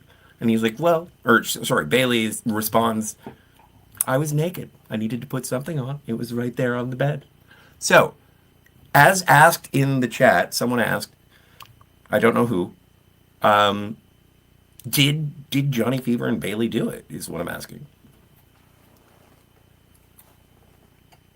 There were some hints of some kind of thing going on, but I haven't seen season. This must be a season 4 thing with this. It's interesting to I've think never about. seen that. Well, it's kind of like when you pair people off. Like obviously, Marianne would go with Gilligan, and Ginger would go with the Professor, and that's the thing is that Jennifer would go with Herb, and actually, yeah, that would be the way. Maybe Andy, Jennifer and Andy. Yeah, Jennifer and Andy. Yeah. But Bailey and Johnny Fever. Yeah. I can see that. Yeah, great. And definitely great to see you here, Steve. Maddie's daddy. If you're just getting here, if you have a pretend present you want to send ScottyR37's. You got to bring a tree. You can't get in here without a tree. Without a tree. Yeah, you could put it in the chat what you would get him if money wasn't an object, and you could get ScottyR37 a present. Because at the top of the hour, I'm going to read those of whatever you guys want to pretend send him. That'll be kind of fun. And is that when is that when the panel chimes in as well? Yes, that'll be when the panel will also chime in with their answers. Okay, I'm still thinking. Yeah. Well, and so just to give you a hint, obviously, Sideshow Collectible, yeah, like She-Hulk. But if money's no object, which I think was the rules of this game, I want a DeLorean. Oh, baby, yeah. I know, right? Gull-wing doors, stainless I was wondering steel. what kind of car you wanted. I will not get a DeLorean unless it can fly. Oh, yeah, that's like turkeys. Where we're going, we don't need roads. No, I just want to fly. Even if I have to use an airstrip. I think it was 3 days ago I saw a Cybertruck for the first time in 3D. And then also, I was leaving the liquor store about a month ago. I know, the liquor store. And I saw a DeLorean in 3D for like the third time in my life. It was just like, huzzah! A turkey-powered DeLorean booger. There you go, man. Yes. Make the turkey drive. Hey, Scotty. Yes. What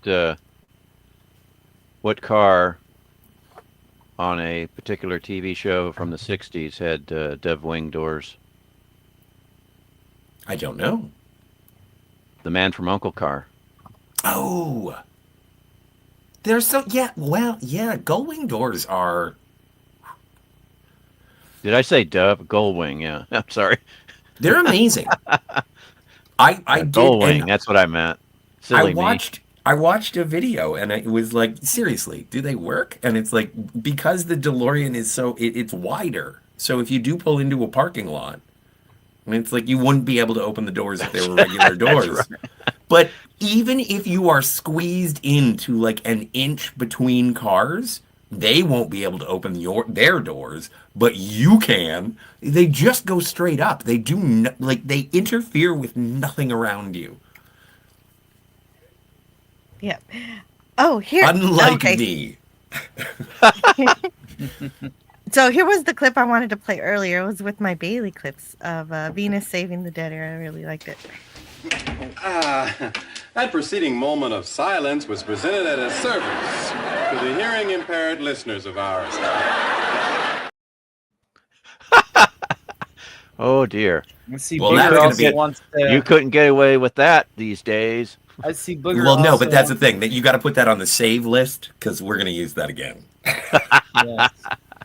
I see. Booger wants to also give Scotty a shrubbery. A shrubbery. Oh. Oh, and Me. sorry to interrupt, but I didn't resolve the question that I asked Booger. Herb Tarlick's wife is named Lucille. His daughter is Bunny, Lucille. Yeah. and his son is Herb Tarlick the Third. So we don't get to see those kids very often. There's that one episode. We do in season 4. In season 4, there is a wicked episode where it is all framed as if it is like, we visit the most fantastic families in America. That's actually And- season 3. Is it season 3? So yeah, Yeah. we see the kids. We see the kids. Yeah, was that's the- when we see the kids. What was the son's name again? Herb the Third, Herb Jr. Yeah, yeah. And then and the daughter's name? Bunny. Bunny. Yeah, okay. And she gets another episode where her frog dies and Herb is trying to save it, and when he actually has to confront her about it, she's actually being nice to him, but she knows that he's lying to her, and then he confesses it, and she says, I knew that, and but Is it's that from really- the 3rd season? Yes. Yeah, Yes, I think it's I one of remember the- that. I do need Spoilers. to watch I do need to watch Really? the 4th season because I Yeah, don't. I think haven't seen that one. I don't think I've seen much from the 4th year for some reason. Mhm. Weird. Well, that's the 3rd season, but Oh, that must have been for Stone Racket. MTM. Yeah. Yep. Mary Tyler Moore. So Gordon Jump, Mr. Carlson, absolutely fantastic. What an angler. yes, Like- yes, that's right. You sent me a list with all the characters, so we should go through the characters. And Oh, yeah. that A was list? exactly who I sent you a Well- music video. you did, but it was missing Gordon Jump. It was missing Arthur Carlson, but we should talk about him first. That makes sense. Well, and he is like it's almost like he's the Henry Blake of this show. If you're a MASH fan, you'll probably understand the reference.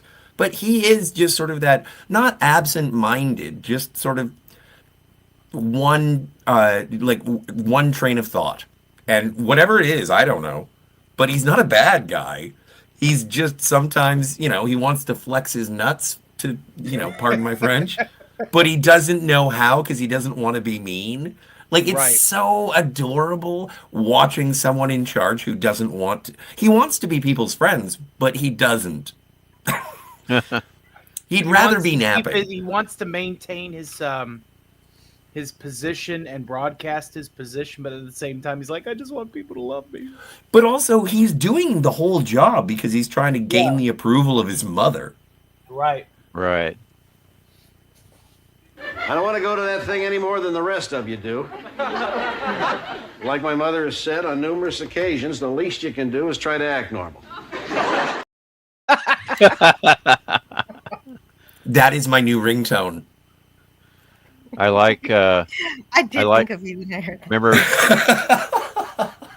Remember what he did with his twin pin set on his desk? It was a pretty mean machine guns, huh? I don't remember that one. Remember Had that? some cool toys. Yeah, where played with he paper grabs mache. his pin set, his dual pin set, and then he spins in his chair like he's a gunner on a sweet. B-17 or something. Jill, did you see Mr. Carlson have a baby? I saw him. Yeah, right. And they were considering, well, and it was a big deal because his wife was a little bit older in terms of, like, she wasn't old, but she was 47. In terms of having a baby, she was geriatric. It's a geriatric pregnancy at that stage. Which So means there that, was Mr. Carlson fucks. And well, and it was a matter of do you want to keep the baby, and it was very much a choice episode, and It was going to be a breach. They were like going into surgery, and then they were like, nope, never mind. Oh no, those are 2 episodes. Okay.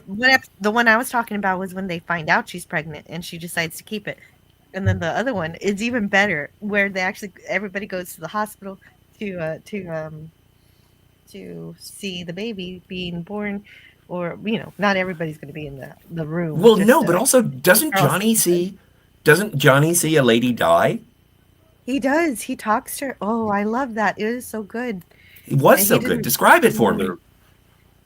Well, I don't care who. Okay. Oh, well, basically, he doesn't. Here's even what I know that want, he's Jill. Here's what I trying. want. It's my birthday. I can ask for whatever I want, right? Yeah. So do you know the name of the episode? Do you know where it is? Which season? I can find it, baby. Okay. So if you can find the script, I think the word baby is in it. there's probably a baby. Baby. And so if you can get just one interaction or a brief interaction, and then I want you to be the dying lady, and I want DJ Play Nice to be Johnny Fever, and you will dance for me, monkeys. Okay, I will find it. But this is a clip from that episode. Okay. Hey, words and pictures. Oh, where is it? Wait, words and I'm pictures. doing so many things today. I know. I'm demanding. I am a crying baby. Why can't I click? I'm sorry. What did you say? Follow the blue line until it crosses the green one. Take the green line until you come to the yellow, then turn left. Don't be silly. You're right. Follow me. Oh my stars! It was Wayoon. Oh my God! What? Really? Wasn't that Jeffrey Combs? What's Jeffrey Play it Combs again. in a WKRP episode? What? Follow the blue line until it crosses the green one. Take the green line until you come to the yellow, then turn left. Don't be silly. You're right. Follow me. No, it can't be Jeffrey Combs, but he had a vibe. He had a very He vibe. did. He does have it. He does have that style. And I want to say hello to Kimberly Ann Hart. I am multitasking right now, trying to find. Hey, Kim. I just have to think of one quote he says with the lady. I need you guys to continue talking about Carlson. Okay, let me play these. You can talk about these. No, wait. Where'd you put the Venus flytrap? This moment of silence was brought to you by? The last one. Yeah, but where's... That preceding moment of silence was presented at a service to the hearing impaired listeners of ours.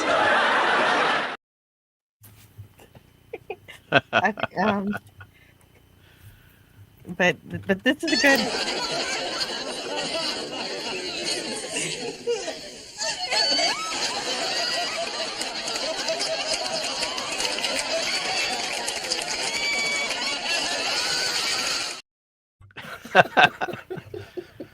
Yeah, I can still hear my family laughing like crazy during that episode.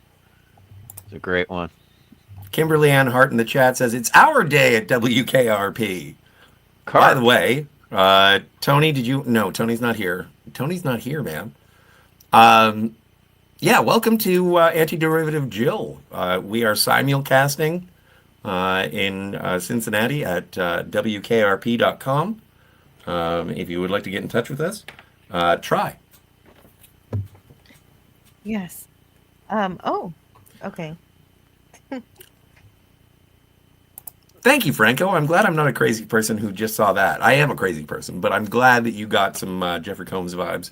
And also, Kimberly Ann Hart kissing Scotty. Heavens. Okay, I have to step away to go find these dialogue sheets. So You while don't have to you're work waiting- that hard, you know? Yes, I You can do. tell me to shut up. Hello, WKRP.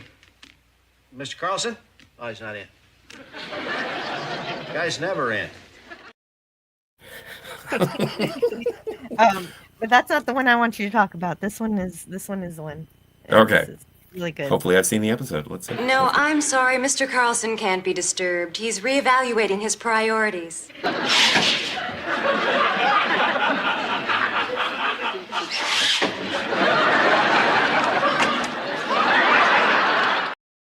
Two more clips before, and I want you to evaluate and talk about this. Running this Sure, station sure. is a 24-hour-a-day job. What do you think I do around here? Sleep?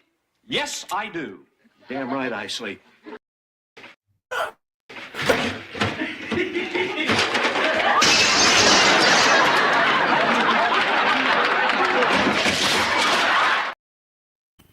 Oh, see, that's the thing, is like, he reminds me of Jimmy James from News Radio. He has the money, and he's just as clueless as the rest of us, the person that you have to answer to. That's why Andy Travis is such a very important character. He's the one, he never gets upset. And unlike News Radio, this is why WKRP wins, is that Andy never gets that frustrated. He doesn't go Daffy Duck. He is such a Bugs Bunny, where he's like, all right, I got to deal with Venus. I got to deal with the drunk Johnny.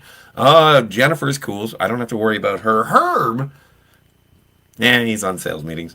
Nessman, less, fine. I'll get some masking tape, and I'll put it around your desk.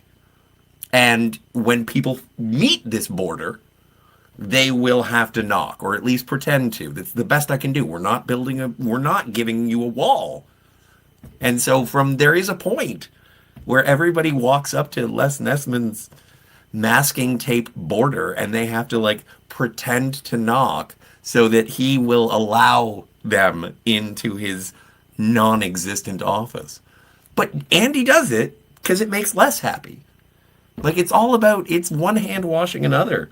It's about love for your brother man. Fishes and loaves, yo! Too much? Am I the only one here? Yes. Well, welcome back. I believe that we have some ad reads. Let's see.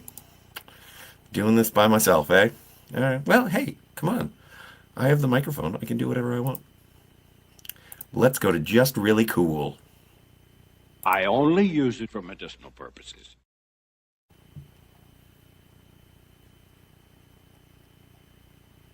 Also brought to you by the Sausalito Cetacean Institute, where you can see George and Gracie. They like you very much, but they are not the hell your whales.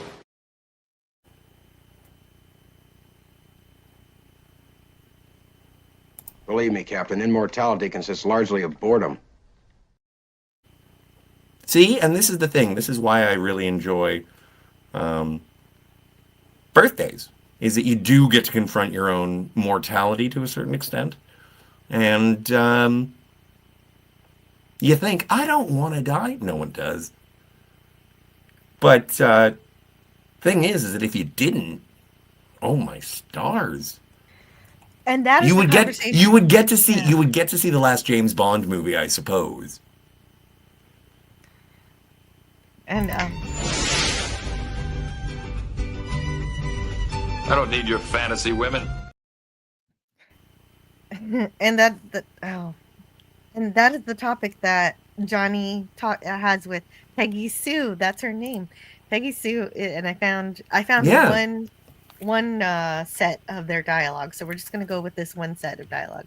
Sure, put it in the private chat. But the thing is, and this is what I love about yeah, the I know. introduction of Peggy Sue, is that she says, it's like, don't you think it's a silly name? And Johnny's like, that's what I got. you go, girl. You know what you're doing. But I've got to put the names in front of it because the transcript I found doesn't put the names in front, so you don't know who's talking. But I know who's talking. And Kimberly Ann Hart says, and use your lipstick, ladies. So, yes. Don't worry, Franco. An adult has returned style to the show. Well, I thought Stone Racket was here to talk to you, but he stepped away too. So Everybody's gone. You left me alone in the supermarket. I know. Well, and that's another theme of Johnny at the hospital. He gets lost, and this is why he finds Peggy Sue. It's really funny. What is he just like huffing on oxygen the entire time? Yes. I don't know what he's huffing on, but he's huffing on it. Yeah, I don't think they ever really reveal what it is he's got. He's got a mask on, yeah. I'm not sure who says this line. Oh, I have to. What's the line? I'm reading a book about life after life. That's Peggy? That's Sue, Peggy right? Sue. Yeah. Okay, so then that helped. So I'm working on this. This is something that takes up, I guess. My Booger time. says, "Are any of us adults?" And Franco responds appropriately, "No." Kimberly says, "Just checking." Mm-hmm. What else do we have? What else is going on here? Okay. And I promise I'm going to continue this. I'm doing this for you, Scotty. I know, I did. I demanded it. Does it make a good mix with scotch? And it'll happen. Hopefully DJ is here, so when it's ready, we'll be able to talk about it. But I am collecting lines for this scene. Hey, I didn't Tony's know I was back. gonna need these. I didn't know I was gonna need this, or I would have gotten it earlier. No, I know. It was on the fly, and I can't believe you're actually doing it. You could have said no. You can always say no. Consent is a thing. But saying no on your birthday, that doesn't make any sense. It happens all the time, though. Like 3 times today. Oh, I would. Well, I would like to once again. This is the reason that I think that this is such an important day for me. Not only because it signifies my own existence. Tony, can you talk to Scotty for a little bit so I can figure out these lines? Oh yeah, sure. Thank you. But the reason that I think that this day is so fun is because every year I get Christmas, and then I get New Year's, and then I get my birthday, and it all happens within like 2 weeks. So you get like the creme de la creme, but you got to wait an entire year to get it. Exactly. The rest of the year is just life. Right. There's no more things to look forward to except for, oh, okay, I guess St. Patrick's Day is next. Whatever. I don't care. I'm not Irish. And so, but that's the thing, is that it's an explosion of joy this time of year. F you, Capricorn. And I mean that in the best way. I think you should get F'd in the best way. And that's the thing, is that it's such a fun time, but it burns twice as bright and runs half as long. Right. So it's a good time, and I appreciate everyone being here, especially you, Mr. Carlson. Well, I love this show. I've seen only, I'd say I'd seen about maybe a third of the entire run because it would be on like at late night. Oh, sure. But like, man, I'm thinking Well, about. what's your favorite? You said Married with Children is like your favorite sitcom, or one of your favorite Married sitcoms. with Children is up there. Cheers is up there. Yeah, like you know where you have WKRP. That's where I have Married with Children. Makes sense. So because I had much more exposure to Married with Children than. Yeah. Same here. Married with Children is hilarious too. Well, being that I'm, I know I say I'm a Kentucky boy, but I'm native to Chicago, and I moved to Kentucky when I was real young. I've seen the Grand Park Fountain. I've seen some of the spots that they filmed for Married with Children. So there's always going to be that connection to that sitcom, to that city, which unfortunately is now kind of a liberal hellhole, but Illinois. We'll let that slide. Chicago, Illinois. Yeah, but then, so what? Come on, I can still watch Ferris Bueller with a goat. Right. Still watch Ferris Bueller, and but that's the thing. I've never been to Cincinnati. I have friends who live in Ohio. Big shout out to Nala Doc. He prefers to be called Nala, who was on when we talked about the Nth Degree, and he's an Ohioan, which is fantastic. I want to give a shout out to Real Wade Nation Gaming Clips. It's nice to see Wade. you. Yeah, Wade. Happy birthday, Scotty. And Wade, when he says, "I need to have you again," I would like to remind you of phrasing, sir. Yes, hello, Real Wade Nation Gaming. I let the chat get away from me again because I started collecting lines, but all the lines for Peggy Sue and Johnny are in the chat, so all we need is DJ Play Nice. Okay. Well, I have to pee, so while we're waiting, I'll be back. Oh, DJ, are you there? Oh, yeah. Oh, right. Then never mind. Make it so good that I have to take off my pants. There you go. Okay. Okay, so I start first. Do you see the lines, DJ? Yes, ma'am. So Peggy Sue says, "Don't you think Peggy Sue is a ridiculous name?" It worked for Buddy Holly. I mean, somebody my age. Well, I could tell you stories, Peggy Sue. I've been called Johnny Midnight, Johnny Cool, Johnny Duke, Johnny Sunshine. It just goes on, and I've been Johnny everybody. I'm reading a book about life after life. Oh, What do you think about that? well, I think there's probably something after this one. Well, this book says that people are dying have this experience. There is a tunnel with a very bright light. Yeah. I think the light is God. Well, it could be the glow just coming off all the folks who've gone on ahead of us. You know, there's got to be a great party going on somewhere.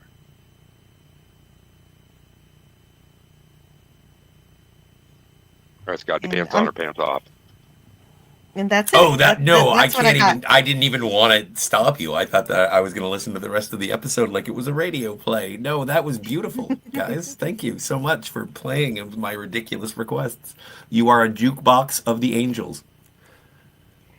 Well, A there is theater more. I'm of the sure mind. there's more. I'm sure there's Yeah, no, more. it's good, Jill. Because- Jill, that was fantastic. You do not have to work any harder. In fact, I'm sorry that I made you put you to that much work. Well, I know, but I do see the rest of the lines here. He does go on to say who would be at this party. Who? And he's thinking about the band Janice, Jimmy, Elvis, Otis, Charlie Parker, Fats Waller, Billie Holiday, Albert Schweitzer. Oh, right. He played a mean pipe organ, you know. Bach, Mozart, Pablo Castles, and all the cats will be there. Oh, even in Voyager, I can't believe. Well, no, we'll get to the list of co-stars, but even the Doctor from Voyager at one point considered the name Schweitzer. He did. That's right. I forgot about that. And But there's no, this a whole really episode. obscure, like Star Trek connection between WKRP and. Do you know which what one? it is? Okay, there's. Well, one of the there are cast like members who 11. went to- Okay, the cast member who went to school with Renee Auberjonois. Ooh, that is a deep cut. I got it from Wikipedia like maybe 15 minutes ago because I was looking up something else. I'm like, oh, hey, I wonder where he did and how he did. And so, yeah, there's a curiosity there, I'm sure, for a lot of listeners. Yeah, but who is it? Les. I don't Really? remember that Les actor's name right Nessman now, and though. Odo? Yeah, they went to school together. At That's some point. great. Yeah. They knew each other in real life, and they studied together. That's cool. That's some good trivia right Oh. there. Thank you for finding that. Really I am Will a it turkey fly? powering a DeLorean. Will it fly? Oh wait, don't read that one. That one's for later. I like this one. A radio play about a radio station. How meta of you. That was the entire point. Thank you, Booger. You know, what can I say? When we have radio on the brain, it's a theater of the mind. So now for this portion, I'm going to go through the chat and collect any extra pretend presents from the chat, and then we're gonna Can I go over pee? them. And yeah, you can pee because I'm gonna be When he reading gets chat. back, we should open that up with the clip that I sent you. Yes, that makes sense. That's See? right. No. Did you get that thing I sent you? In answer to your question, DJ, pants off. I'm gonna have to do that if I'm gonna go pee. So Pants he's off, gonna pants pee off. extra quick because his pants are already off.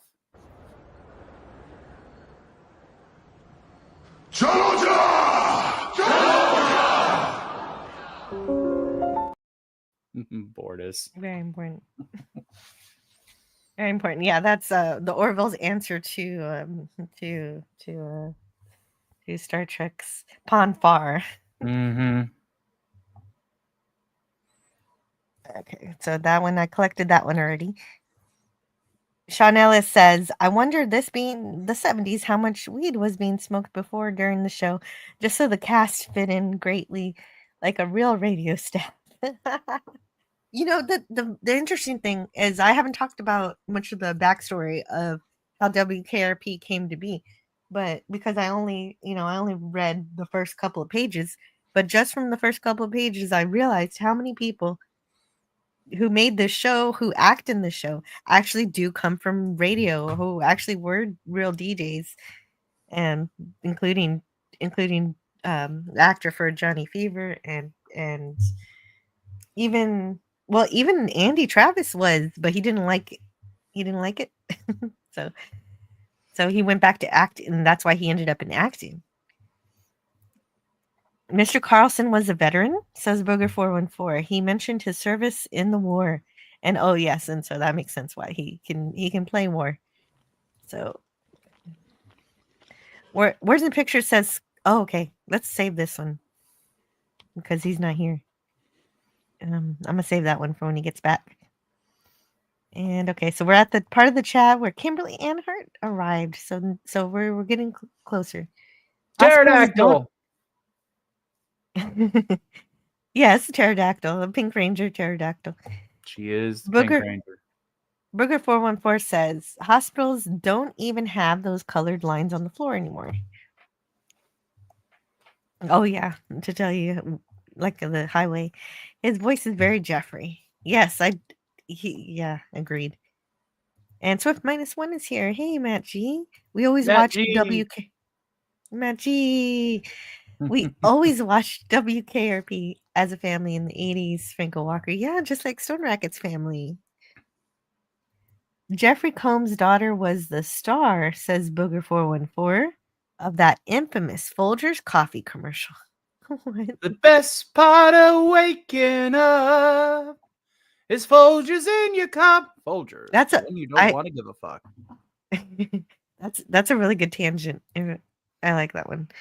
Les is the only one on the staff to win the silver Sow. Yes. It is now truly your birthday stream, says Booger. The thing is, they all abide by the sticky tape walls. Yes, it's absolutely insane, but that is Les's office parameters. It was the best of times. It was the worst of times. Oh yes, I haven't played that clip for Scotty. I'll play that back when he gets back. And use your lipstick, ladies. Okay, Kimberly. I don't wear Jill, lipstick. do you have a clip of Yes. someone forgetting about Les Nessman's office walls and as well as the door? Do you have a? I don't have that clip, but I can look for one. I want to give a quick shout out to Alabama Hellbilly. He is currently undergoing the second round of the winter storm. It's knocking out his internet, and he's probably going to be losing electricity. So I want to say goodbye, brother, and hail to you in advance if it does occur. Love you, man. Stay safe, Alabama Hellbilly. It was great to meet you. And Stay I safe, hope you indeed. stay safe. Yeah. Stay safe, stay warm, stay fed, stay blessed. Hope you have Yeah, lots of excellent. candles and some board games and something fun to do if that happens. Hopefully the electricity doesn't go out and you get lucky. And Franco Walker says, I'll take the fantasy women. Well, there you go. Q manifested them and they exist for that moment. G'day, Spider-Man says, stay high. Yeah, I didn't believe Riker for a second when he said that to Q. I don't need your fantasy. It's like, yeah, right. You're in the holodeck all the time, Riker, with your fantasy women. Yeah, even if he's not in the holodeck, he's watching the fantasy ladies on his little hologram tabletop. He's all about that. Booger, I'm going to answer your question with a resounding maybe. Well, wait a minute. Tony, we've talked about this before. You can't answer questions without asking. You had it highlighted. Oh, I had it highlighted. Well, you got to read it. You got to read it. You were going to read it, but you were moving on. I just wanted to answer it. Are any of us really adults? Maybe. I'm a Toys R Us kid. I don't want to grow up. I'm a Toys R Us. There you go. Kid. I don't want to grow up. I don't want to go to school. Right, and that's one of the things that Carlson says. I don't play with toys. I'm a hobbyist. Look That's at right. that iconic super chat. Far out, man. So, Canadian Spider-Man says, why is Aboriginal Day a national holiday when St. Patrick's Day isn't? Especially considering there are more Irish in Canada. Rod and I should chat about this. Yeah, okay. That sounds like an upcoming live stream on the Canadian Spider-Man channel. So look out for that. And let's see. Isn't WKRP always good enough that Scotty has to take off his pants? Yes. Oh, dear. Canadian Spider-Man says, I'm an adult. Someone has to man the Mossberg. Gotta love Texas. Yes. I'm an adult too. Most of the time. Will Topa's Jaloja location be the P corner? Oh, right. Okay. That's a Orville joke about the elevator.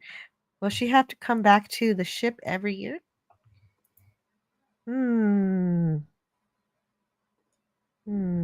That's an interesting question. Am I getting paid for this DJ job? No. Says Kimberly. Welcome back, brother. Okay, there it is. There's a quote there's a chat that Alabama Hellbilly is going. I did to acknowledge that one because it was high priority. I had. Yes, I did appreciate that one, but you made it clear what was happening, so that was okay. Dude, are you in? You're not next to the firestorm, are you? No, quite the opposite. Literally. All right. He's right next. Safety to first, and I hope you are well. My stars. There's a person who died on my birthday, and I fucking hated it. David Bowie died on my birthday, so don't you do that. Or do that and be as cool as David Bowie. Okay, marking any David Bowie covers off of tonight's after party. Marking that. This is the anniversary of his death, yeah. Yeah, I would honor him, but at your request, I will not. Well, no, you can do whatever you want, man. No. He didn't say not to do that. He said, I said don't die. He said don't die. Oh, well, no promises there. We're all mortal. No, I already made a promise to Jill that I would never die. She promised me that she would never die. Are you? I promise I will never die.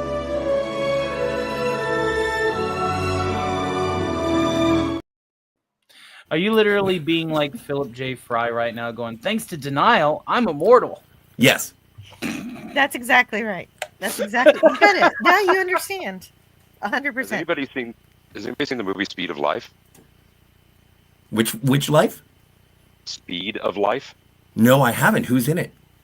Well, I only focused on Allison Tolman because I have that thing. Oh, okay.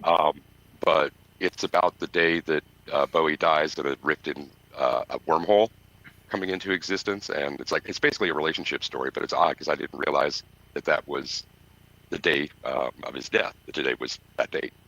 Yeah, kind of thing. sad. But yeah, the film's worthwhile and just barely connected. There's almost nothing of Bowie in it because they couldn't license any of the actual music, but it's got a great soundtrack regardless. DJ, can I tell you about a story about a job that I never got? Please do. Okay, so I go into before this. you tell the story, can you Yes. can you tell the story in just a minute? I need to thank DJ Play Nice for the $4.20 super chat. That reminds me. That reminds me. I do have something else to do today. Thank you so much for the present, Scotty. A lifetime supply of smoke. Oh, that's your present. Okay. Crimson and Clover over and over. You know what? And that's it. That's true. The time is up to give Scotty a pretend present in the in the regular chats. It doesn't have to be a super chat. And so we're gonna read the gifts that were given in the chat and on the panel in just a minute. But first, Okay. I gotta read this. Yes. There were a couple people who stopped in to say happy birthday while you were missing. Yes. Words and Pictures says, Scotty, I celebrate you. Glad to know you in some small way. Wishing you a great day. Sorry, I'm flying through and can't stop. Oh, well, thank you. I felt your presence, man. You sent me a song on the Zuckerbergs, and so I appreciate it. Yeah, happy birthday to me, and you did wish it well. And okay, we did that one. Booger says this. It was the best of times. It was the worst of times. And the blurst of times? Yes. Thank you. Except, of course, happy birthday. Surely the best of times. And so I Thank think you that's very what much. he was referencing. That is, of course. Come on. Am I new?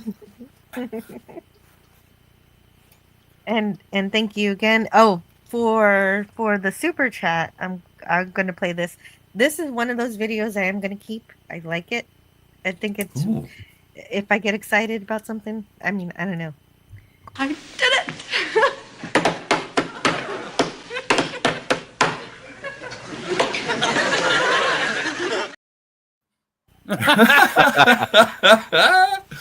Sweet Bailey. I don't remember tell what you she was about saying, knocking. I'm sorry, Bailey. I didn't see you drumming on the desk again. No, I didn't see you playing with your dolls. But that's also, like, again, like, I say F you, Herb, to Herb most times. But that's the thing, is that Herb is a dog. But he never really acts that way towards Bailey. He usually treats Bailey like, Chicken Little. Right. Tiger Stripe says, happy birthday, Scotty. Many happy returns. of the Tiger day." Stripes, you are a blessing on my life, and I appreciate every interaction that we have, frustrating or otherwise. And I do have to step away before we give you your birthday presents. Okay, well, this will give me a great opportunity. Can you make me big? I'll make you big, but also I'm gonna play this clip as I step away. Okay. Oh yeah, my gift. Yeah. Oh, yeah, I'll be sweet right back. Georgia. No, I wasn't playing that. Oh. I'll play that when I get back. Would Just a pretty man. girl with great body like to ask questions? No.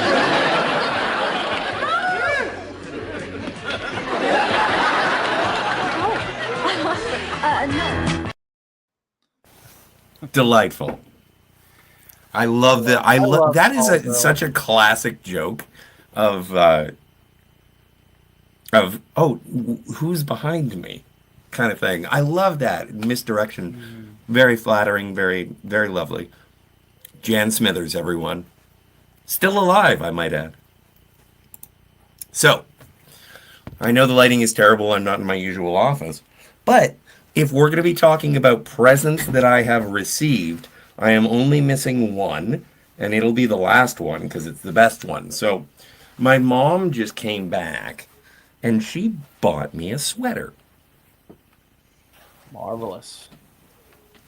My friend Terrier from Norwegia, he bought me this sweater a couple of years ago. This is the sweater that you get to see in the Welcome to Jill's thing. Ah, yes, you're. My Wrath of Khan. And I like it because it's captain rank and not admiral rank. Because I really, really prefer Captain Kirk. But Admiral Kirk's cool too. Then, my friend of the channel, Simone, she got me this Christmas ornament, which is John McClane running through an air vent, and unfortunately, because we are just after Christmas, the lighter, this usually lights up, but unfortunately, it doesn't light up right now because I wasted the batteries because it was Christmas. Nice TV dinner. Yeah, exactly. Come out to the coast, have a few laughs, we'll have a good time. Then also, my friend from Montreal, who is a music teacher, he 3D printed this Enterprise A for me. And this was a couple of years ago, but it's still fucking rad. It is one of those things that I adore.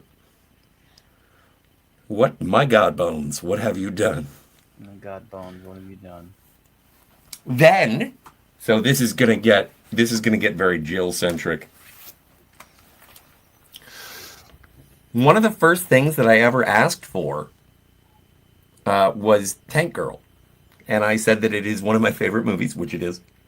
And I said that there was a Blu-ray by, I think this is Shout Factory. It is Shout Factory. Get off my lawn.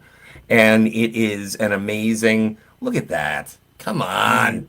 Tank Girl, Jet Girl, Sub Girl. Oh, Malcolm McDowell. It's so a this fun was spin. I like it. It's a fun well, spin. but the thing is that I'm a big fan of physical media, and so I was so very gracious, very blessed, very grateful at the fact that Jill got me a really good B movie in the most expensive format that was possible.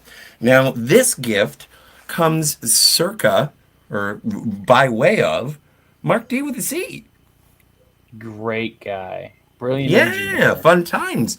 So I have my own Ziggy Comlink from Quantum Leap.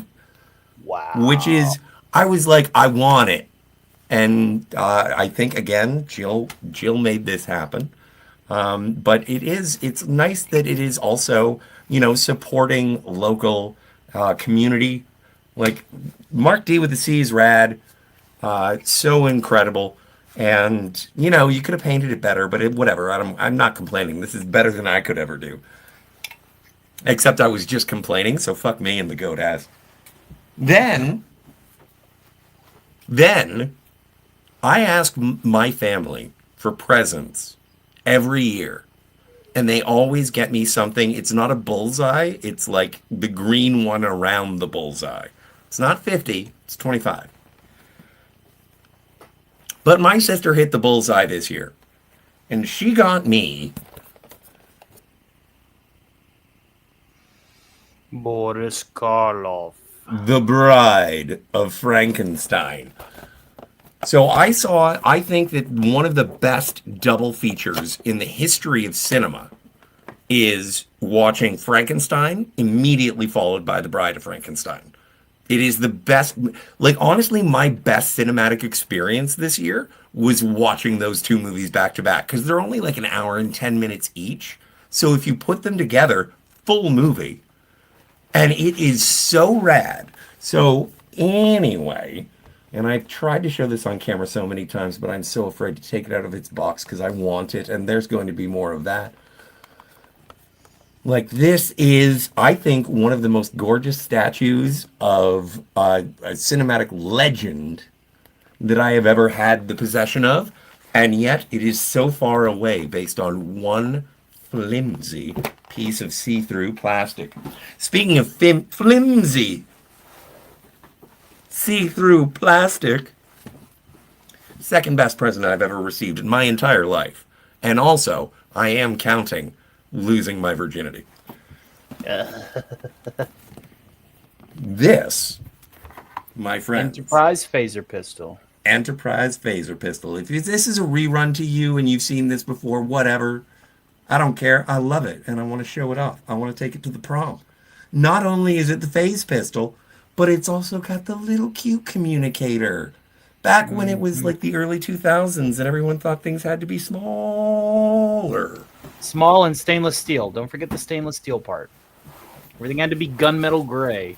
Well, and also I want to give come on, in terms of box design and everything, like look at this in terms of saying, hey, look at all the other things you can buy. Love it. Big shout out. Now, the last thing, Tony, if you could, no, I don't have access to that clip. If you could be so kind as to entertain the tower for just 1 second while I get the pièce de résistance. All right, I absolutely will. And in fact, we'll just go ahead and bring this hype up a little bit in character. Why not? Jarvis, I think we got ourselves a lock on the location of Cap Shield. We have triangulated the location. What would you like to do, buddy? Well, I believe it was because of Captain America's request that you could hold on to it for a little bit longer, sir. Yeah, I know, but we can just, barge in and take it. I suggest knocking. Okay, all right. We'll let him have it for now. Knocking's not your style, I know. You're muted.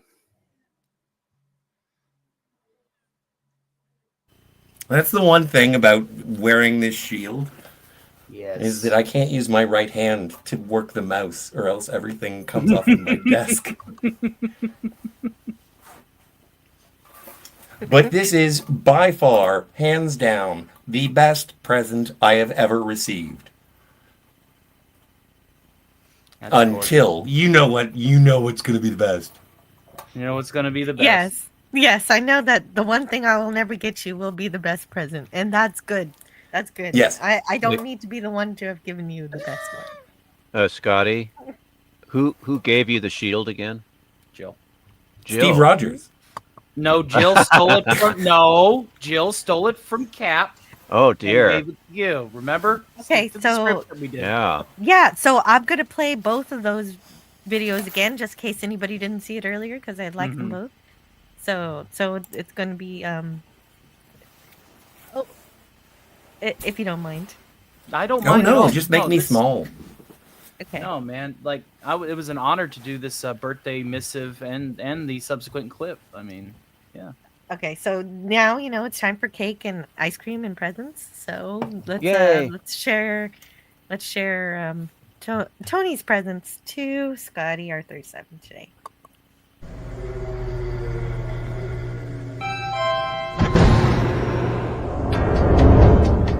Tony. Cap. So, have you seen Jen lately? Not lately. I hear that she's on the run. Something with the studio going on. I don't know. It makes sense. She's breaking so many walls. How are you doing? How's Pepper? Miss Potts is doing well at the cabin. Life's pretty Gucci down there.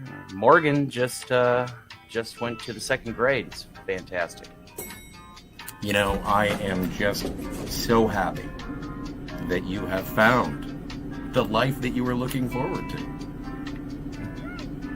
Absolutely. But speaking of lives that we are looking forward to, I know that there's a guy on YouTube that we entertain here at Stark of Iron. I, Mr. Stark, Iron Man, wish ScottyR37 a very happy birthday. He stole my shield. I think Jill took it, but it's okay. He can borrow it for a while, but I'm going to need it back. That's a lot of vibranium. That's a lot of vibranium, and the last time I checked T'Challa, I don't think he likes us right now, so...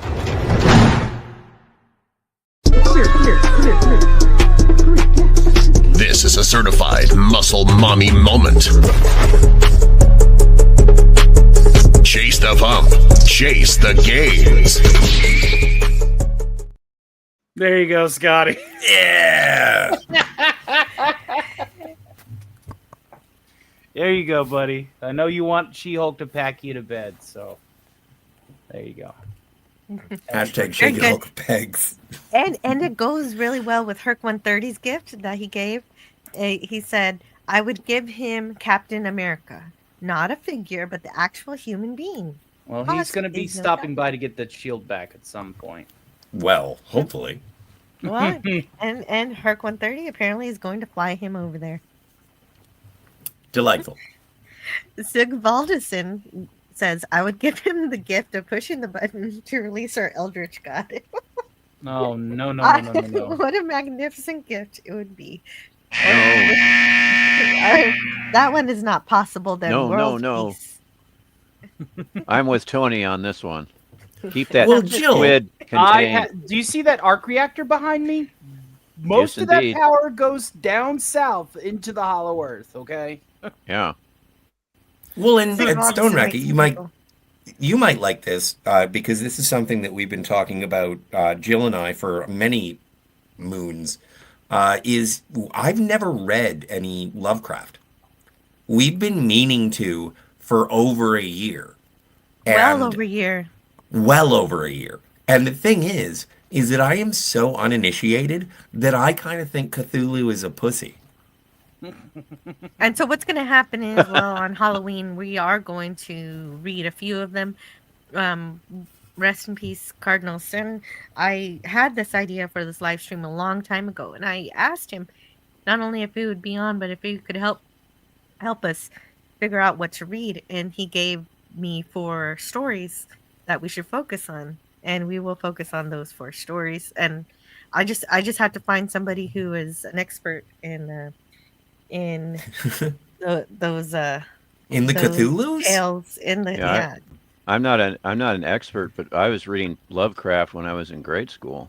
Well, that's exactly. you know Well, what, that sounds Ray. like- sounds like If you're somebody asks you if you're a god, you say yes.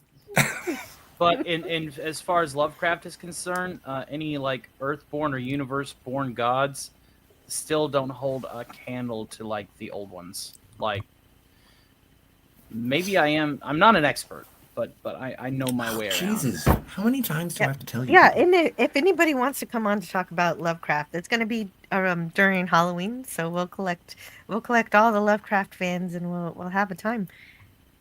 And so Gorilla Censored Thought gives ScottyR37. Scotty's birthday present is a swift kick in the ass. Oh, Ooh, delicious. Old Man Bird says his own radio station. What? Oh wow! Thank you, Mr. Carlson. And Booger414 says a turkey powered DeLorean. That's And, the I don't know. thing. That works. Yeah. Franco Walker says I would get Scotty a life-sized She-Hulk posable doll. Oh. See, yeah, you know what? That's a movie I've never seen. Lars and the Real Girl, and it's with Ryan Gosling, and he basically just carries around this sex doll and introduces it as his girlfriend. And I don't want to see it because I'm afraid I might emulate it. So don't send me a She-Hulk. It would be very difficult to get around. I'll need a trolley of some sort. That's why it's better that it's 1/6 scale, so you can't do that with it. Exactly. Like, and that's the thing. People have made fun of me for liking She-Hulk in the first place, but also wanting the doll. And they're like, what are you going to do? Fuck it. And it's like, no, that's impossible.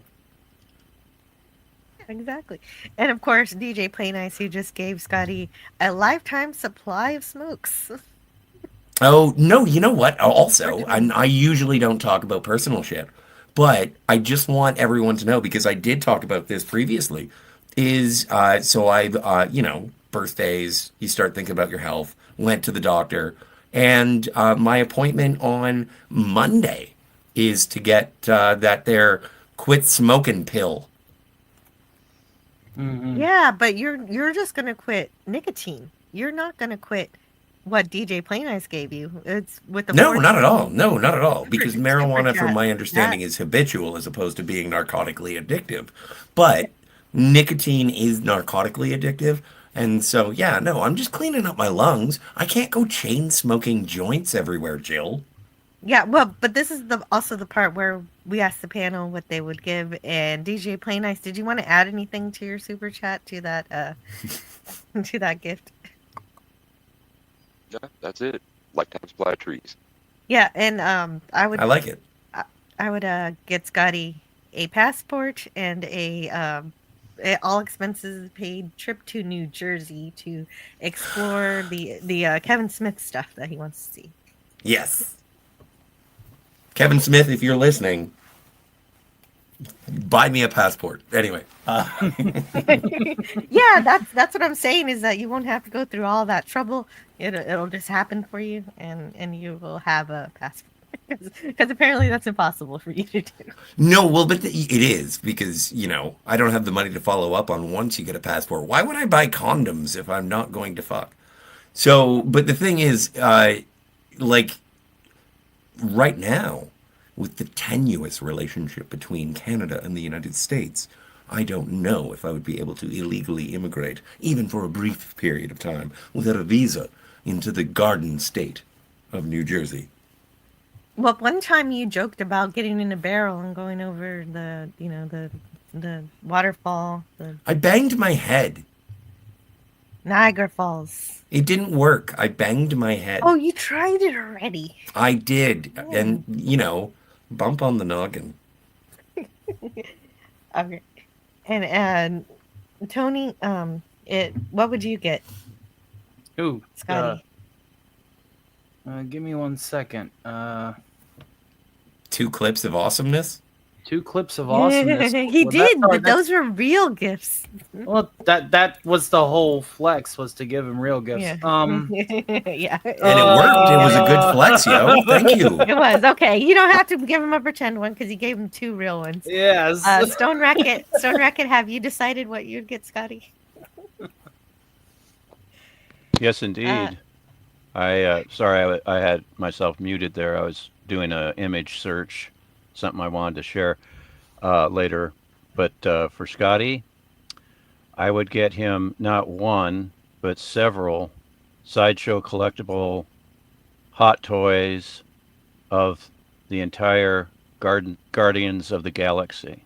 Oh, that would be so awesome. And that's for the action figures. And for Blu-rays, I would get Scotty all of the Blu-rays of the classic Val Lewton horror movies from the 40s. Ooh, that would be an education. Yeah, Which knowledge is the biggest gift of all. Yeah, so their action, gift is knowledge. Yeah, so action figures and physical media both. That's really And cool. like we're talking about no money and prices. We spared no expense, and so that was actually really thoughtful, man. Thank you. You're most welcome. Oh, hold on, I gotta take this. It might be something important. All right. All right. And I'm just checking the chat to see if any gifts came in. Okay, so it landed. So it's closed. Awesome.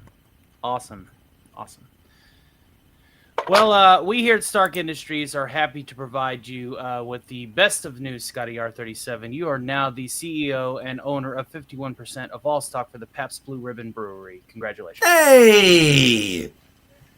And he died 3 days later. There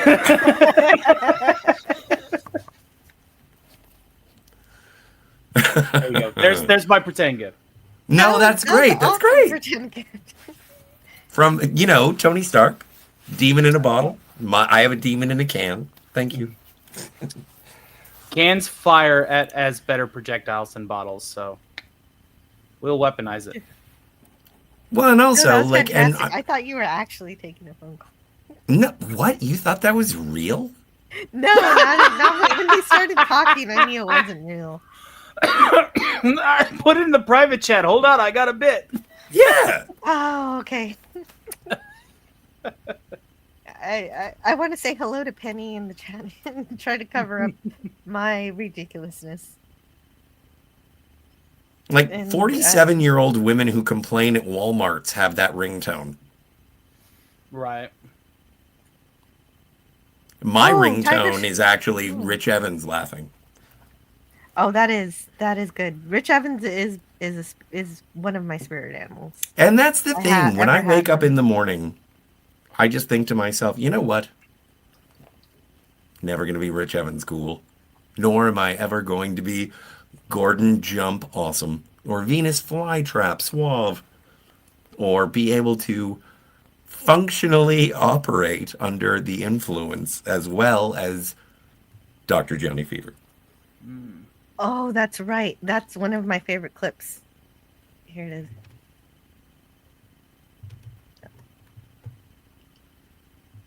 He's from Mars, officer.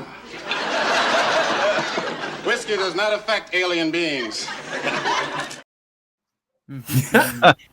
And that was a really funny episode because it was the officer was there to monitor because normally you can't drink on the air. Yeah. And so he was there to provide a PSA to say, look at how these DJs lose reflexes and can't even operate, the radio when they're drinking. So you shouldn't be operating a car. And so Johnny Fever disproves that, just like because he's some kind of anomaly where his reflexes started getting better because of that. Kind of like Tony Maselli on Who's the Boss. Oh, is it like that too? Oh, yeah. And I watched Who's the Boss but I was real little. I was a real little kid. So any of the adult content make a right pool. over my head. Make a pool in the chat because it's my birthday and I can demand everything. So, okay, but make a poll. I have to end the last poll. So, okay, but here's what I'm thinking, and it'll be easy to recall because the answer is in the title. Is I want you to make a poll that says who is the boss. Is it Tony? Is it Angela?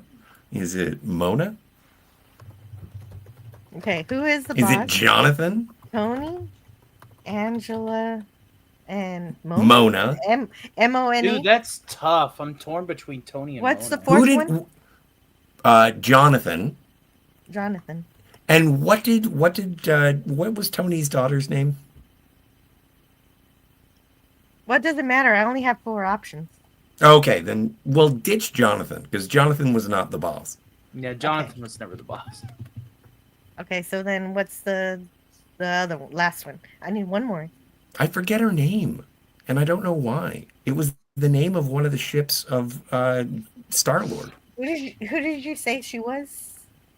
She's the daughter of Tony Maselli in Who's the Boss? The Milano. Alyssa Milano, who played... What was the name of her character? Okay. Alyssa Milano, yeah.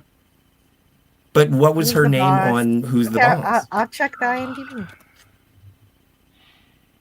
Samantha. Samantha. It's Samantha. So who was the boss? Was it Tony, Angela, Mona, or Samantha? Okay, so that new poll is there in the chat. And I had to close the other poll in order to make that happen. So if you could work at WKRP, we had 43 responses, which is fantastic. Yeah. And of course, the same answer I would have chosen is the answer that won would be a DJ. But I would go to acting school before I became a DJ on the real radios. Station manager 13%, news director 9%. Actually, might do news director. Actually, I think actually news director might be more of my alley. So I would do that. Sales manager 2%. So only 2% of people want to be Herb. Shut up, Herb. Shut up, Herb. Yeah, shut up, Herb. Samantha. Oh, thank you so much, DJ Knight, for providing the answer in the chat. DJ Knight. Johnny is Smart the cookie. You will never be the boss. Man, no, I loved that show when I was a little kid, but I don't remember a damn thing from it. Well, it's still fun. Yeah. Maybe I'll go back and see if it holds up. Because I know I went back to Friends, and that did not hold up from when I was a little kid. It did not work. It's like, this is really cringy. This is not good. What? Well, Canadian Spider-Man says there was no category for being the station maintenance dude. If you want, and you're right, because there really wasn't one. But the thing is that if you want a station manager, or sorry, maintenance dude, go check out Night Court, because that was art. He was the guy who was always fishing things out of the ceilings and repairing all the electrician stuff. It was like season 5, season 6. It was awesome. Yeah, so you need some Night Court. Mm-hmm. And okay, and so And so when we continue on our character analysis, there was also Andy Travis. He was a program director, and of course he was the one who changed the programming from elevator music to rock and roll, and it was the start of the series. He's basically the person who is the sane one in the basically where everybody else gets to be more comedic, but he's still funny sometimes too. And well, let's see. Then we can start the slides, because those were the only two people missing from the slides. ScottyR37 sent me visual slides that he wanted to play, and so I'm going to bring that up right after I read these chats here. Herb had the best suits, actually made from Volkswagen seat covers. Yes. Oh, graphic director. I don't know what that is. DJ Play Nice. What's a traffic director? You like the liaison between the creative team and the accounting departments and the air staff. It's a real pivotal position. Some stations also have you run like the logging and follow-ups with all the advertisers for commercials airing, and there actually still is a position where you are the legal representative for the station, saying that those things have been aired at their appropriate time, so bills get paid and that kind of stuff. So it's transactional between almost every department, and you have good mediation skills and follow through. I think seeking out and providing those lines in the back chat for us based on Scotty's birthday request for that read through is a prime example of that. So that's what occurred to me. I wholeheartedly agree. You are an epoxy of communication. Your networking skills are top notch. And yes, that's how I became communications officer on the Claudia Prize. So you still are communications officer. I am. Yeah. That is a great compliment. Thank you, DJ Play Nice. You put that in the private chat, but I had to ask what that meant. I didn't want to keep that private. I like that idea. Thank you. And Bucky was the station maintenance dude. Bucky. I actually might have him here. Bucky Dornster. Yes, Bucky Dornster. Okay, so Bucky Dornster was played by Bill Dial, and I have a clip of him, this is a good time to play a clip like that. Let's see. It's a really funny one. It's from that episode where they went to the stereo, the stereo store, to get advertising, to get the stereo place to advertise on the radio, and it also to broadcast from there. So it was a really cool little thing that they wanted to do. Here it is. Sorry, I'm on lunch break. Okay. Go ahead and shoot. But you're going to have to answer to Engineers Local 601 if I don't get my lunch. Right, is he in 601? Well, I don't want any trouble with unions, especially that one. I guess it's bon appetit.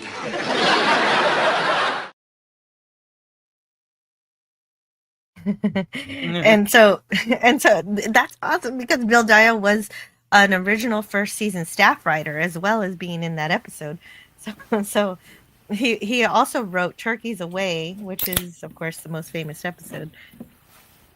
So unfortunately though, he also was the main showrunner for the sequel, which didn't work very well for him.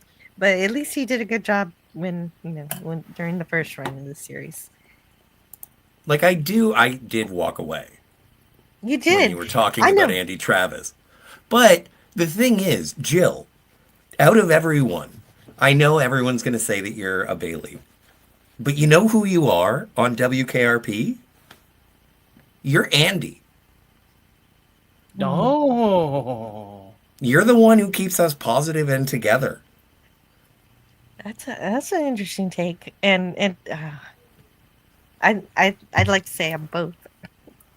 Well, just like I think you're Jennifer, but I'm a Herb. Of course, you'd be the Herb. No, but this is the thing, and this is such.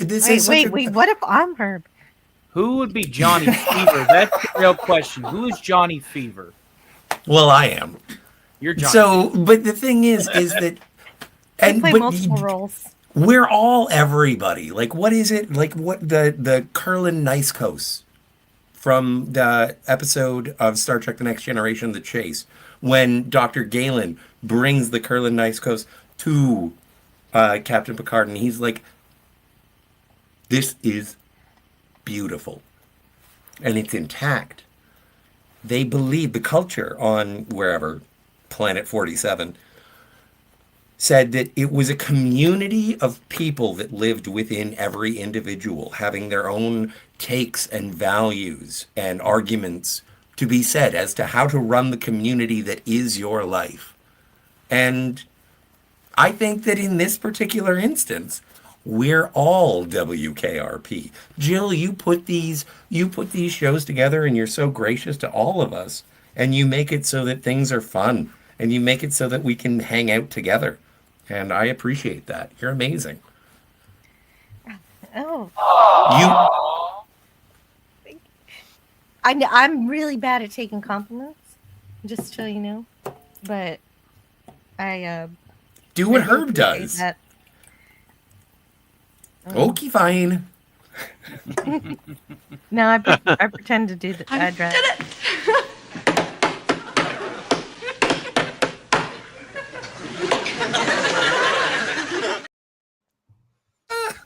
Ain't no party like an S Club party. That's right. All right. Oh, okay. So now I'm just looking for that video you wanted me to show the clip, because it's a music video. I'm not going to play the music video. I turned it into slides like I often do. Why don't you just play it? We're not getting monetized. Because you don't want to. It's fine. It's your joke. No, because I took the time to make this damn thing. That makes sense. I do this every show, but this time the slides that I made were just it didn't take as long because it was for where the fuck is it? Herc 130 in the There it chat is. says, "I'd be Carlson, big buffoon with a heart of gold." I think that would be my role too. But a great fisherman. I'm a big buffoon with a heart of gold. Booger says Scotty's allowed to say booger on the air. Yes. Yeah, he can. Very well then, Scotty. You're more than welcome. Say it, booger. Booger. Booger. Booger. So Lonnie Anderson, obviously famously married to Burt Reynolds for a time, which I think is kind of rude because, and of Burt Reynolds, because he, like, in his waning days, he was like, if only Sally Field. And it was like, come on, man, you were married to Lonnie Anderson. I like her better than Suzanne Summers. Lonnie Anderson is better than Suzanne Summers in my eyes. That's a hard sell for me. Well, that's a hard I sell. agree on that, Okay, but it's a hard sell. Yeah, but have you, out of curiosity, Scott, have you ever seen Lonnie Anderson's '70s, perhaps early '80s, bikini poster? Mm-hmm. Okay, just double checking. Too bad Smithers didn't do one, as the chat is indicating she was the more popular one of the two. Right. But I still like Jennifer. She's still cool. She won. Lonnie Anderson won a number of beauty contests. Apparently, I'm looking at this book that I have. I haven't read any of this, but even when she was a little girl, she won contests. She won Queen of first grade and second grade. I didn't even know anybody had. I feel like, why is that a thing? Tiger Stripes in the chat says, why this compulsion to compare women? Please stop. Okay, who would you prefer, Will Riker or James Kirk? James Kirk. And Will Riker seems like a more, compassionate lover. I don't think that Jim's heart is in it, but I think that Will. Well, the only evidence of that is he's the only one that was actually married in canon. But Who, Riker? Yeah. Oh, right. Yeah, no. Jim Kirk left his lady, even though he knew that she was pregnant and had a son, and then he went gallivanting across the galaxy and then had his son killed. So yeah, no, I'm on Will's side. I feel Hashtag like I Team need to Riker. fight you on this. I don't agree with you. You bring a logical point to this, but I don't know. Maybe I just want to meet Captain Kirk more than I want to meet with Riker, who eventually he does settle down, but before that he really they both enjoy Well, their also, experiences, but Riker William likes to be Thomas taken Riker Riker takes likes a to be chair like nobody's business. Riker likes to be taken advantage of. Yeah. And So do Captain I. Kirk seduces people to save the ship, so he's not necessarily like just doing it just for fun. Except for season 3, don't mention season 3. And Tiger Stripe says those are characters, not people. Well, we are Human talking about characters Bailey and Jennifer. male. Yeah, Betty and Human Veronica. characters and male. Yeah, no, we're good. Being We're played by good. real actors, also male. No, but like James Kirk is a philandering asshole who got a woman pregnant and then left his Okay. own son. So I understand where you're coming from, Tiger Stripes, and I love the dialogue. I'm in no way upset, but I'm just saying standards. Okay, that's you're overstating it. You're overstating it because Carol Marcus. Well, it's fun. It's my birthday. I can cry if I want to. Yeah, I know, but it's not. That's not the full picture. Carol Marcus basically made him stay away from his son. He didn't give him a choice. Oh, so her body, her suppose- choice. Yeah, basically. Okay. I guess basically he could quit being a Starfleet officer and could have just stayed on the science station to be with his son. But that was the Boring. only way that he could have been. That's the only way he could have been with her, and he chose to stay in Starfleet. And that I'm sure that was a difficult choice, but I think it would have been better if he would have told. You know, if he would have not listened to Carol and actually contacted his son.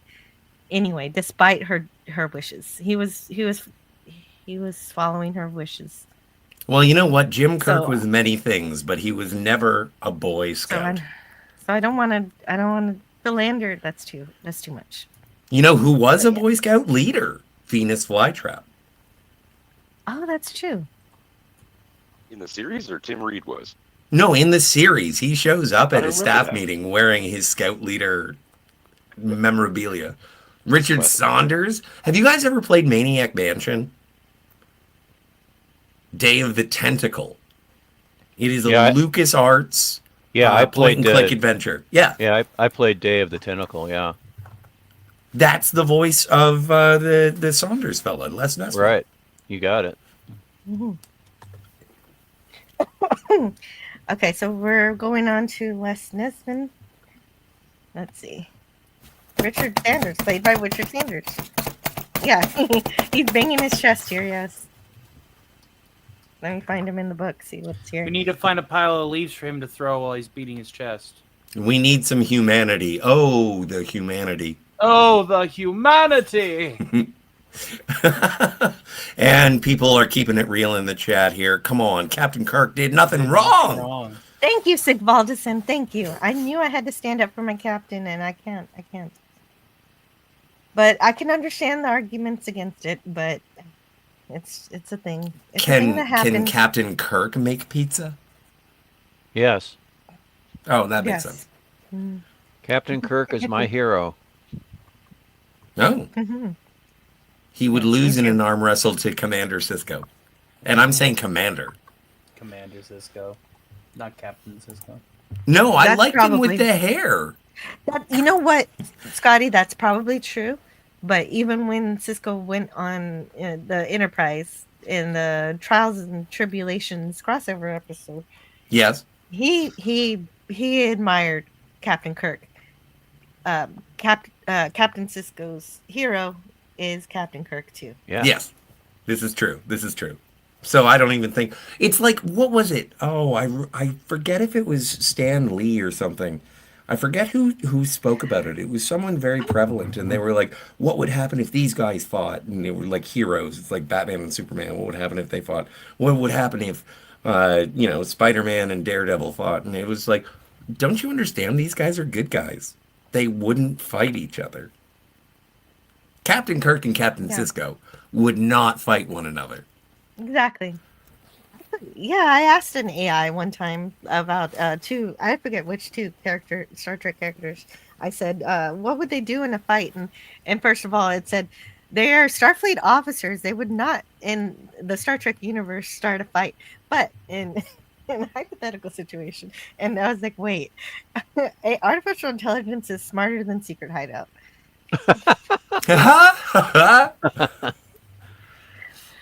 Well, and that was one of the original plans for Generations, is that it was going to be the Enterprise D versus the Enterprise original crew. Mm-hmm. And they tried to make it so that they would fight one another, but not know that they were actually fighting good guys the entire time. And they were like, we can't figure this out. We do not know why the Enterprise D would fight the Enterprise A. Okay.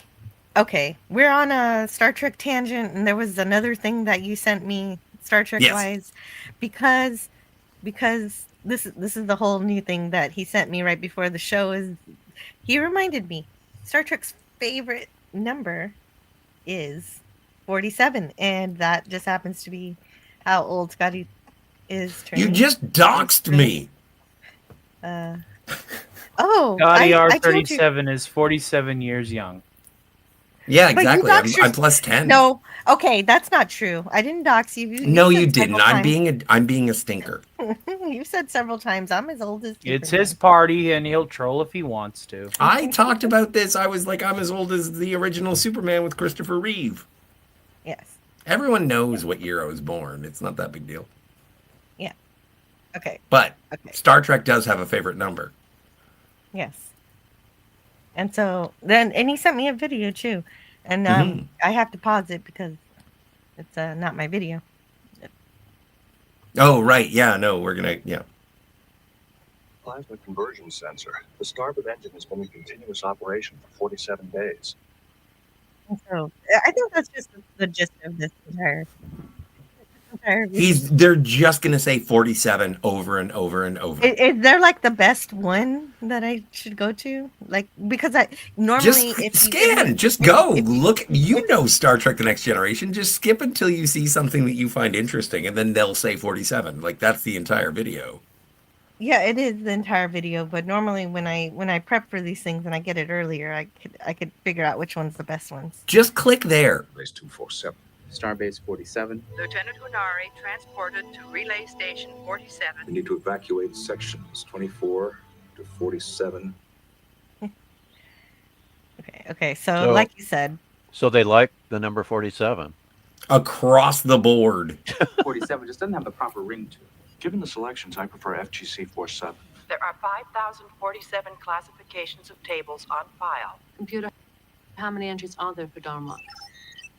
47. Darmok and Jalad and Tanagra, number 47. In a row? 47 In a row? known archaeological excavations conducted on the planet's surface. It is an irregular lattice composed of approximately 47 million strands of energy. Wow. Hey, look, it's Amanda Rogers. Yeah, it's baby cute. Has increased by 47%. Okay. Here's a question. Do you think that they have said 47 times throughout the entire run? More than 47, yo. That sucks. Why not 42? Yeah, it would be nice. Why not 42? Because 42 is the answer. Yeah, 42 is the answer, and that number's too funny for Star Trek. Yeah. Well, and also it'd be kind of ripping off. Yeah. True. Picard 47 Alpha Tango. Level 3C, section 547. Oh, this is it. This is the one. Other than a few bumps. Go back a little bit. Go back a little bit. There you go. I'm at level 47. Me Other too, than a few babe. bumps and bruises, I'd say you feel fine for a man of 147. I was born in And I don't feel a day over 132.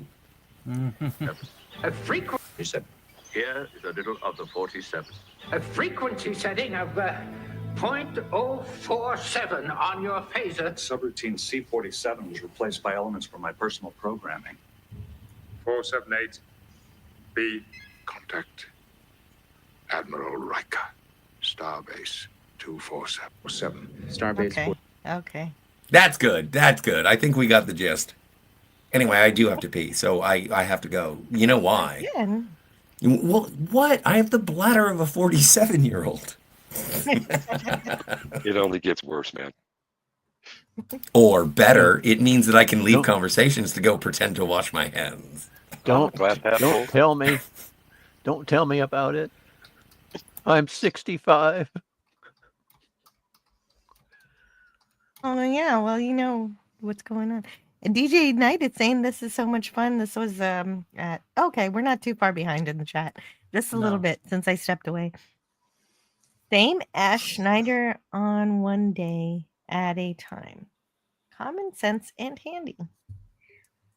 And Herc130 says, "Hey, CSM, I had to leave for an hour, but got back online ASAP. I'm glad you're back." Good to see you. Hey.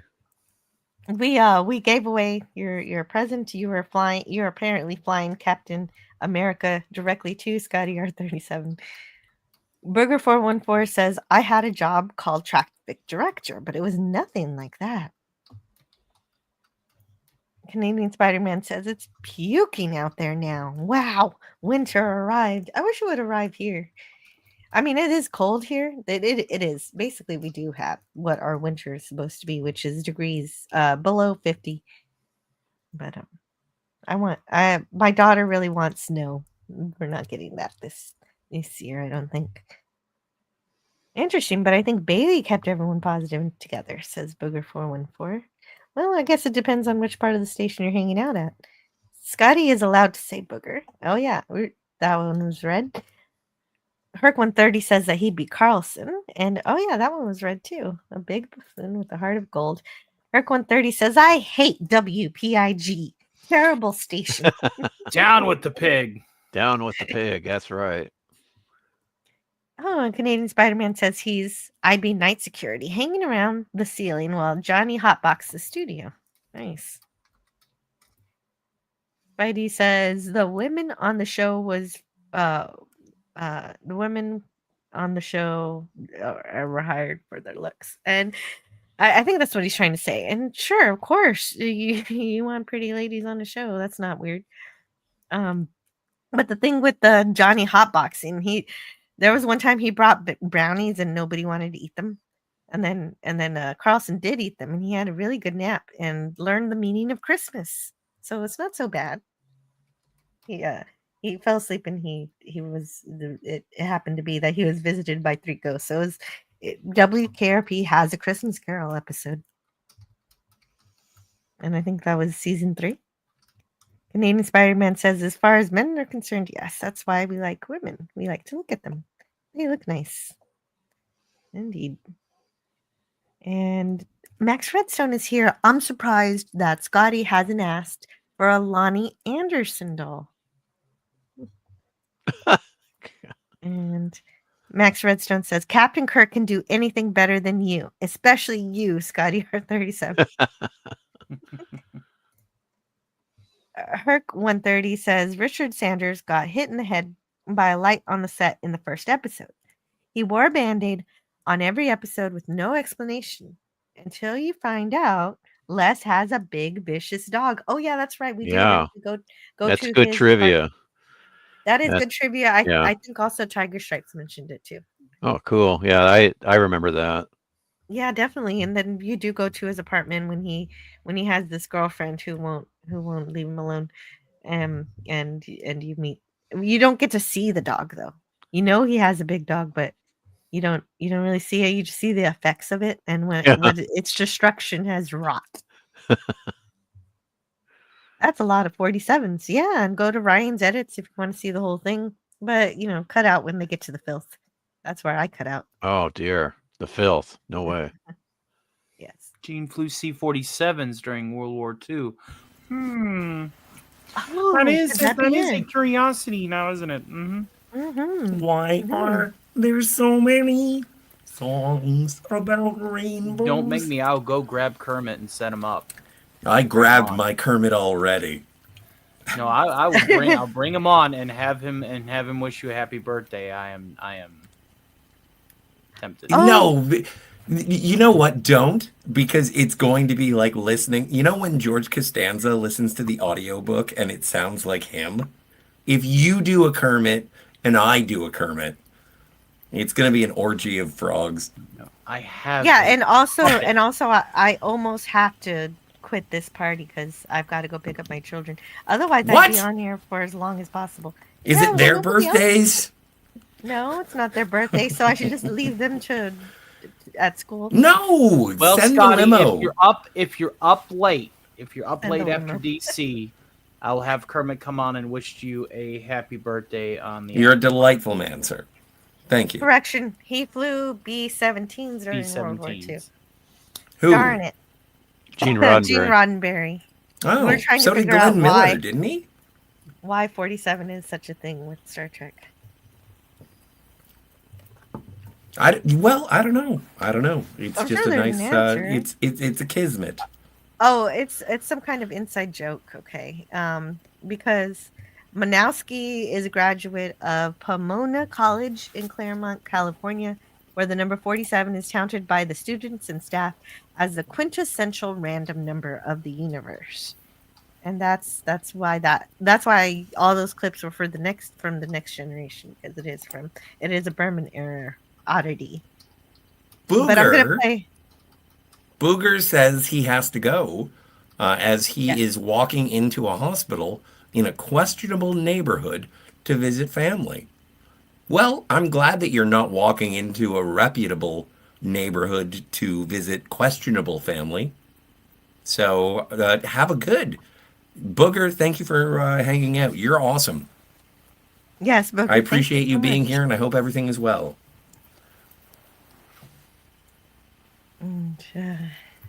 Tim Reed, who did not play the preacher on Serenity. I had a friend who told me, it was like, oh yeah, I love how Venus Flytrap was in Firefly. And I was like, no, different guy. Oh, speaking of Venus Flytrap, that episode where they get drunk on the air, him and Johnny get drunk on the air. This is the clip from that. Nice. We have made a few minor mistakes here and there, but you'll find basically this is a very professionally run radio station. Hey, white folks.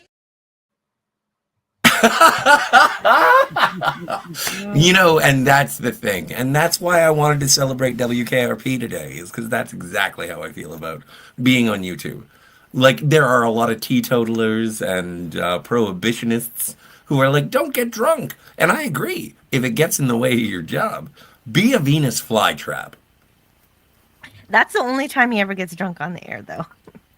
Yeah, but have you ever seen the Tim Meadows movie, The Ladies' Man?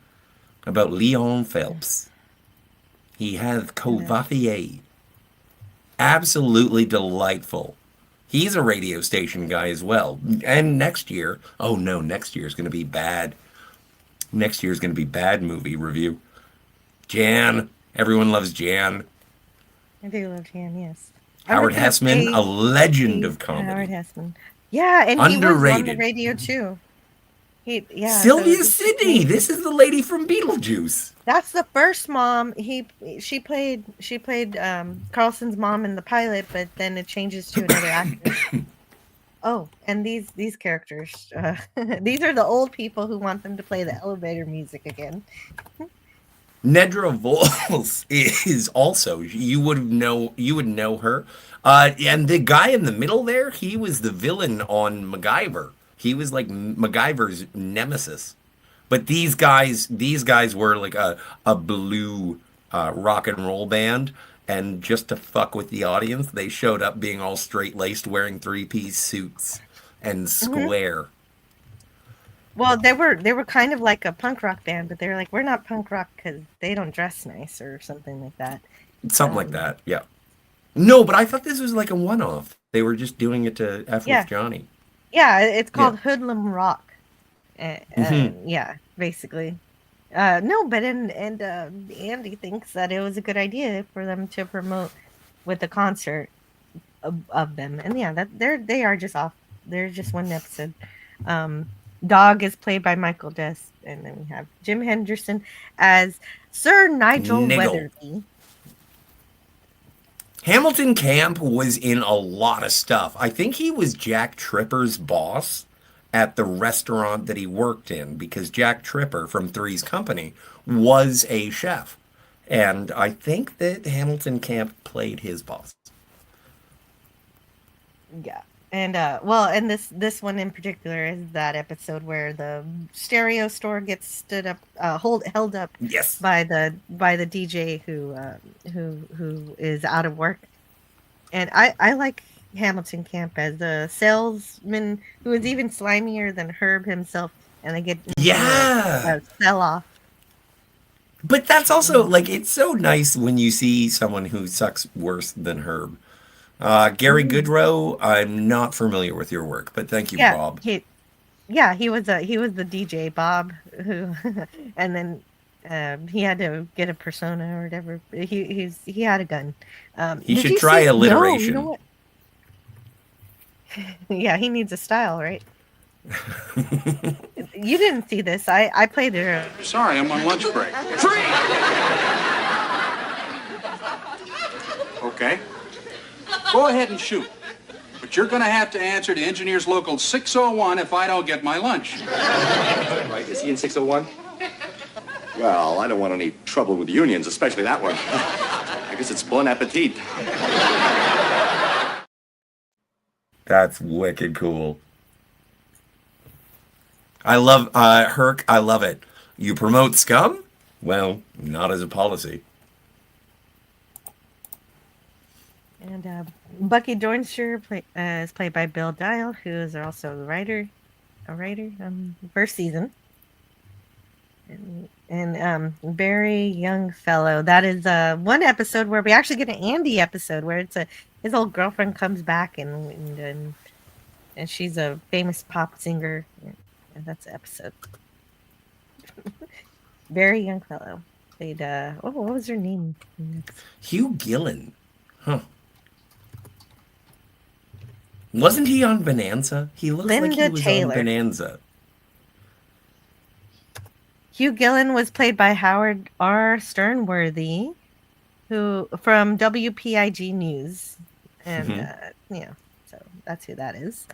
Who's that trans woman in the background? Anyway, Carol Bruce, you will remember from Beetlejuice. I don't know.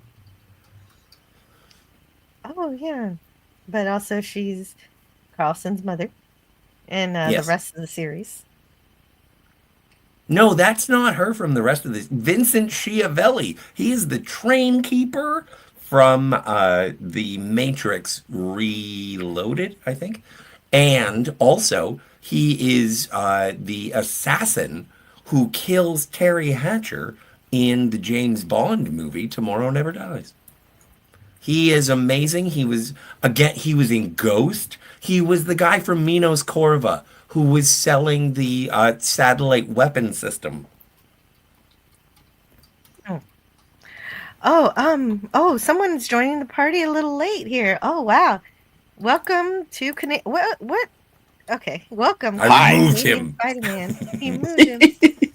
Hi, I know you're just winding down, but you've just got such a great panel here. I wanted to say hello, TJ and Stone Racket and Tony and Scotty. I just wanted to come on and say happy birthday to you, and raise a glass to you, sir. Thank you. And I appreciate you being here, and I have to say that I'm a better man for knowing you. Well, cheers, Scotty. You're one of my favorite people on the tubes. You know, it's a little later in the afternoon, and Spidey's here. I guess I'll crack just one beer for you guys. I'm being a baby. I'm being a beautiful baby. Well, I have a full rack of shows tonight, including one where I'm puppeteering, so I can't get wasted. No, but I have no responsibilities. And it's snowing out. I don't think I'm going anywhere. It is a blizzard out there. Winter has waited until Scotty's birthday. So happy you said that. I almost forgot to play this clip about Les, and he gets. Okay, he. Hold on. Where is it? The following bulletin has just been received on the WKRP teletype. Monster lizard ravages East Coast. And,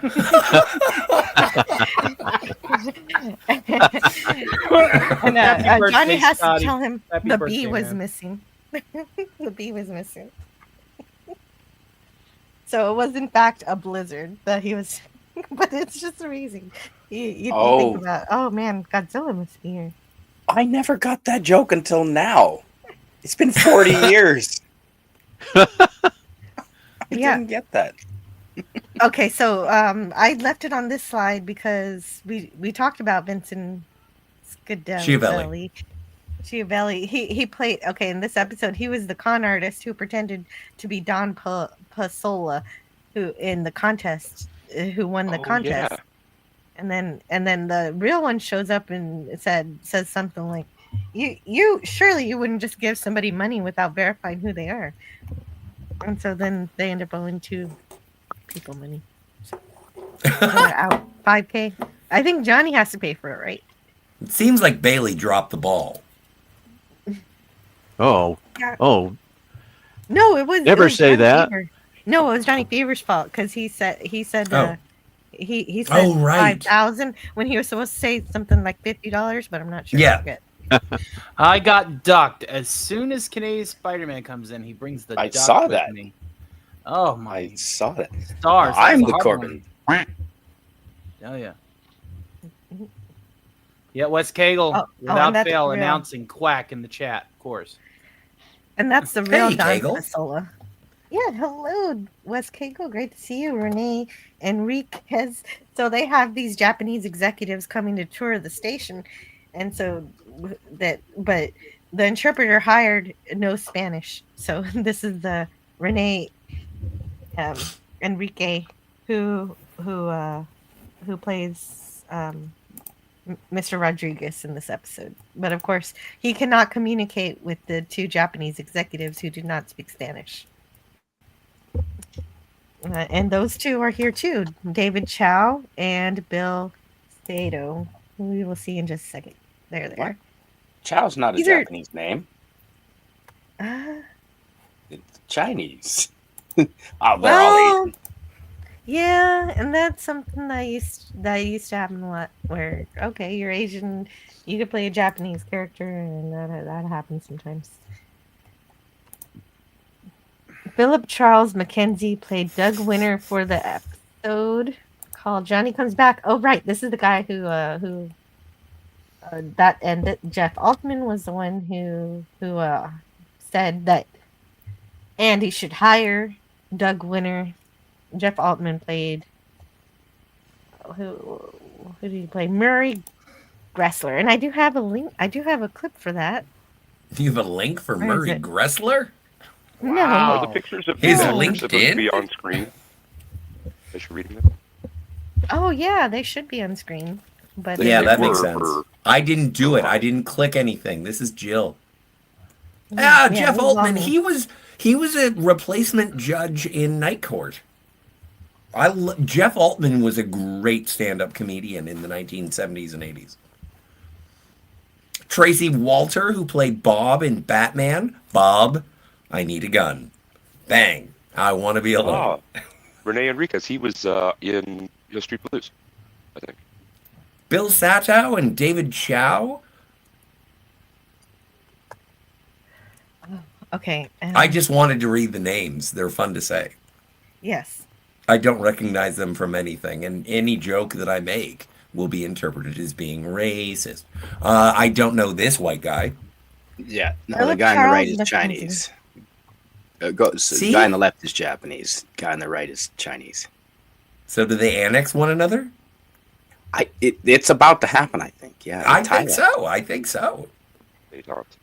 I don't know which one is the clip, so I just gotta run through these and play them all. Yeah. That I haven't played yet. I'm just gonna play the ones I haven't played yet. Why don't you just play the fucking music video? Sorry for swearing. It's party. Because I said. Because you said. You said I could say no. Yes. Hi, you're in the This is true. bullpen. Hello, Sparky? Yeah. How are you? Good. That's good.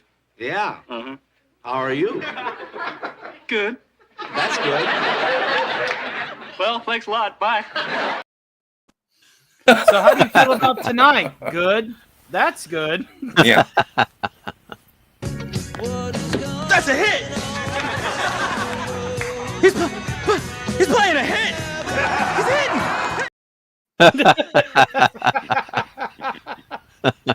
Oh, here it is. I found it. Where's the Coke? I don't know. I guess Carlson puts it on his feet.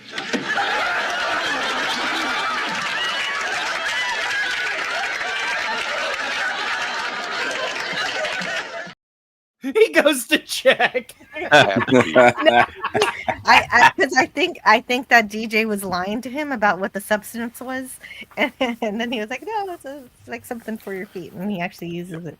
Yeah. Well, it's kind of like, you remember in Crocodile Dundee when the guy in the bathroom or in the kitchen is using the Coke all wrong, and Mick Dundee pours it into a pot of boiling water and says, just put a towel over your head and breathe deeply. Like, it's the same kind of misunderstanding about cocaine. It's great. It's a really good joke. Sam Anderson, he was the boss in Perfect Strangers, Mr. Gorley. Love Sam Anderson. He shows up in a bunch of stuff. Yes.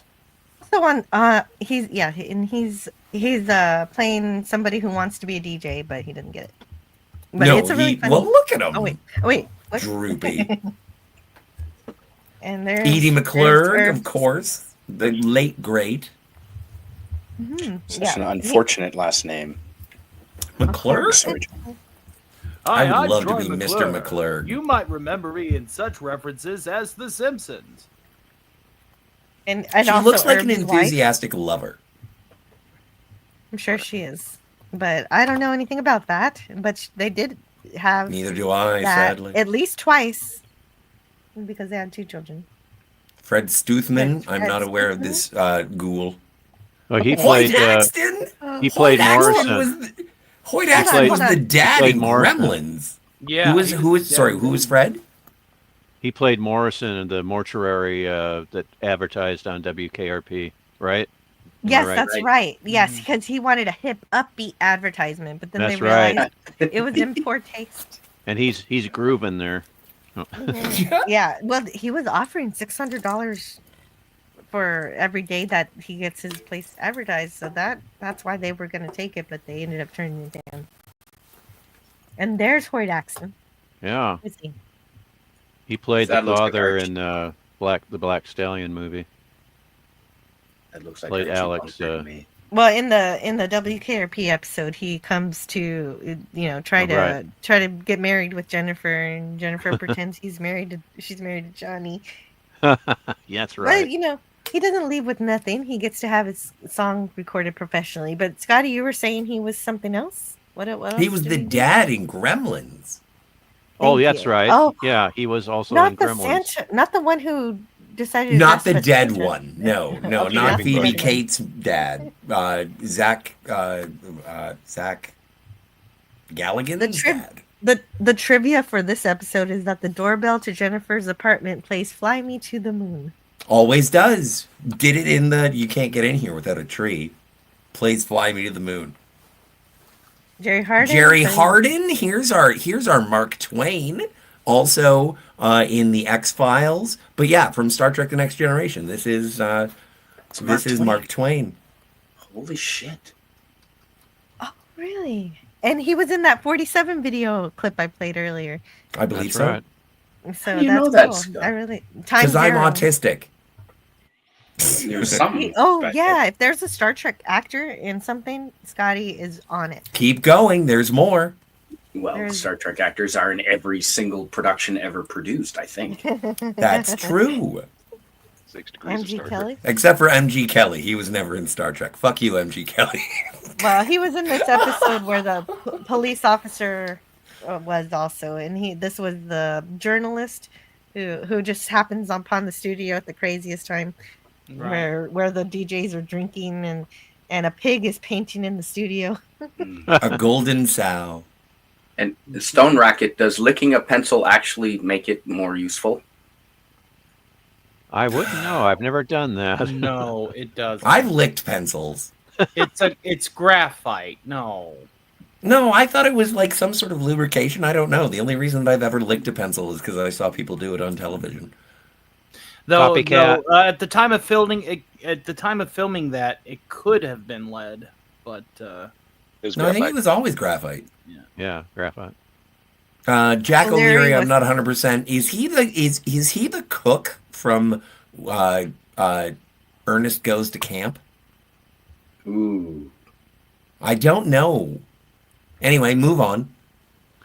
Yeah, well, in this episode, he was just supposed to paint, but he didn't end up doing it. Okay. He looks too old to be the guy from Ernest Goes to Camp. I don't know Michael Keenan. I can't. I don't have time to look it up myself. No, I know. Michael- That's why we're Michael plowing through these. I wanted this, and I just want to go through them like flashcards. Well, they are flashcards, but I had it. But he's in the episode Preacher, and obviously he's a preacher. He is a preacher, but the problem with him is that he's not actually trying to help people with their souls. He's just trying to make he's just a grifter, basically, to use modern vernacular. Yeah. And then there's a yes, and then here's some more of the reverends who reverend and a father and also a rabbi walk into a radio station. Would that constitute a joke? Yeah, I'm sure there was a joke. You got to watch Merciful the episode. Sisters of Melody. Yes, Suzanne Kent, Mary Steels, and Cynthia. See? Yeah. WKRP did the Dixie Chicks before the Dixie Chicks. Yes. Yeah. Those were the Reverend's backup singers. Yes. Patrie Allen, I love this episode. I wish she would pop up again. She plays Johnny Fever's daughter so well that I had to look up to confirm that he wasn't really her dad, because that's how believable she makes it to me. What season? Yeah. I haven't seen it. It's season 1, Oh, wow. I think.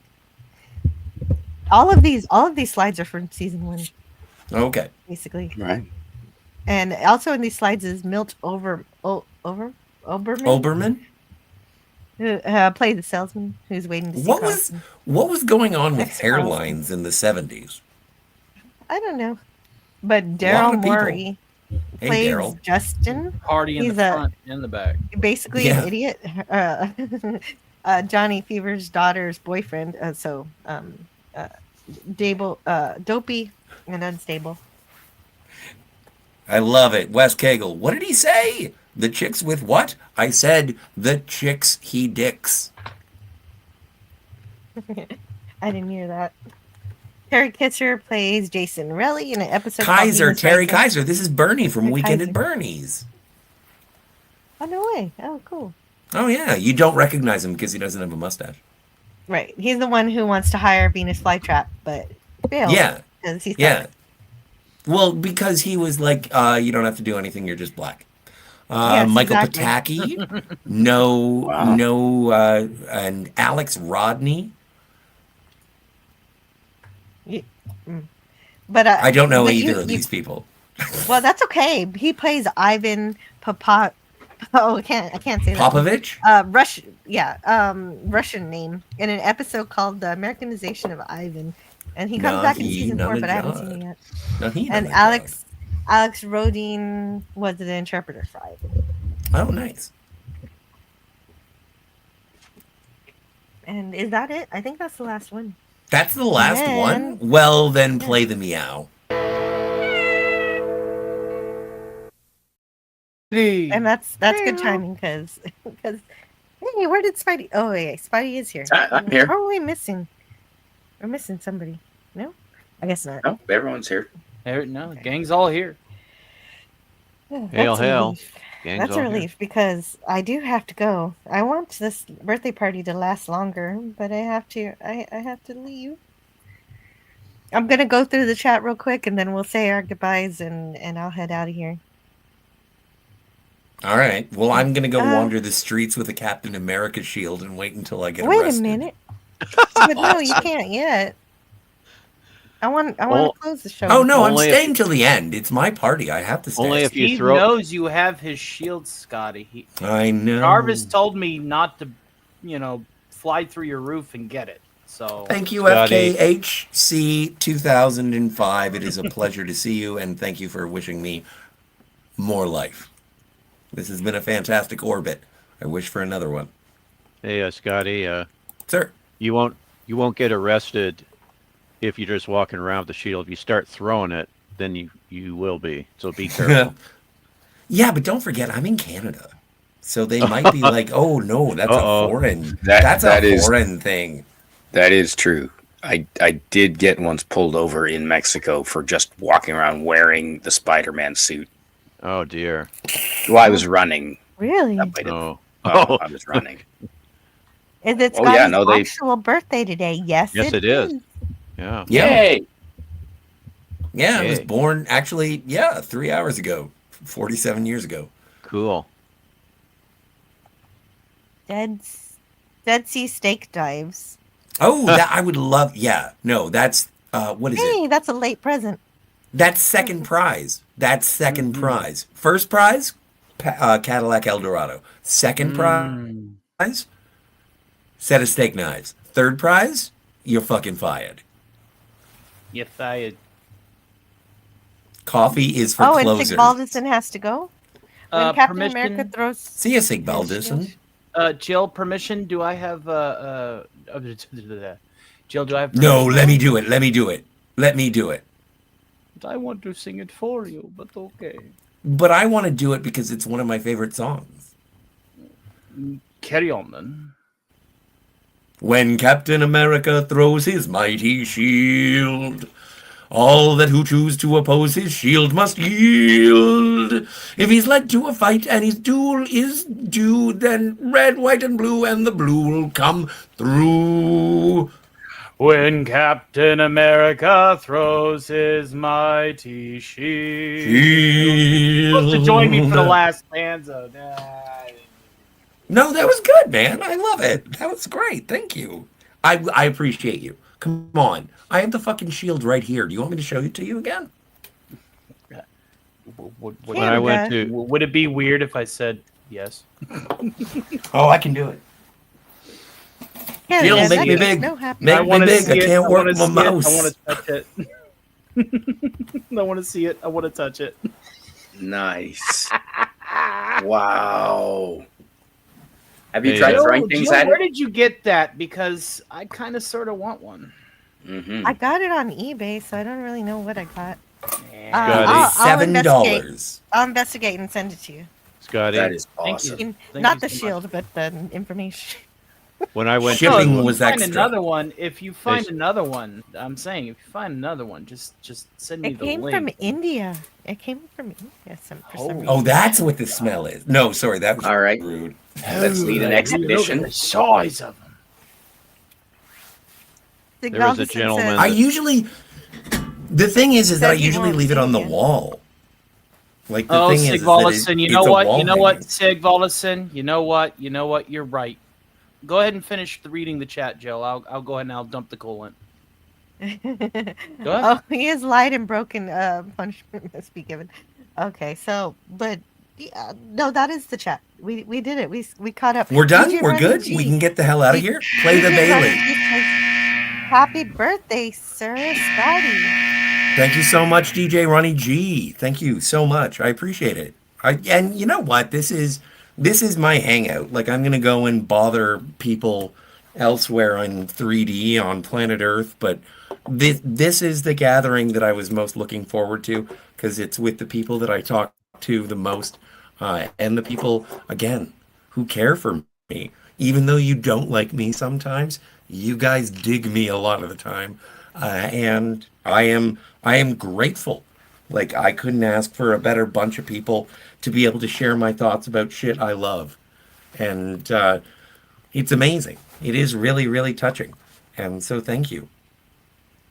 Yeah, you're welcome. And uh and that's why we have that's why I threw such a big party for you, because I do appreciate what you bring. Everything I said at the beginning, the color and all of the That fun. all being said, You send make me it a a fucking party. She-Hulk. Do it now. Like, what's going on? Yeah, and is there anything else you want to share before we go that you'd like to people to know about? No news. No news? The following bulletin has just been yeah. received on the WKRP teletype. Monster lizard ravages East Coast. I want to let people know about Cinema Gulp. Ben and I recorded a retrospective about the Fletch series. So we covered Fletch Fletch Lives, and Confess Fletch with John Hamm. Couldn't go an entire stream without bringing up John Hamm. And that is an hour and a half if you're just hanging out, driving in a car, stuck in traffic, and you want to hear about Fletch. It is, I think, I think it's a great conversation about Ben and my favorite series of movies and books. We talk about both. And so that is a big thing. Also on the Phantasmagorium, I get to hang out with two of my best friends, Kat and Steve. And we've been talking about the Terminator movies. Last night we talked about Terminator Genesis, which I loved. They didn't like. Last week we talked about Terminator Salvation, and they loved it, and I didn't like it. And so going through those, and we've been sort of talking about maybe going into the Matrix after Terminator, because next week we're going to be covering Terminator Dark Fate, which I haven't seen yet, so I don't even have an opinion. And then after that, I think we're going to do the Matrix. And then also, I want to give a big shout out to the lady who made this all possible. Once again, you subscribe to here, because it is the place that I get to hang out and be myself, even when that isn't necessarily a good thing. And you make me feel so welcome, and you garner such a great group of people to celebrate art, and that is your goal. And when I got on I was like, I want to hang out with people who want to talk about what I want to talk about. And Jill, you are people that I want to talk about things that I want to talk about. And for that, I am grateful. You are more than I could ever deserve.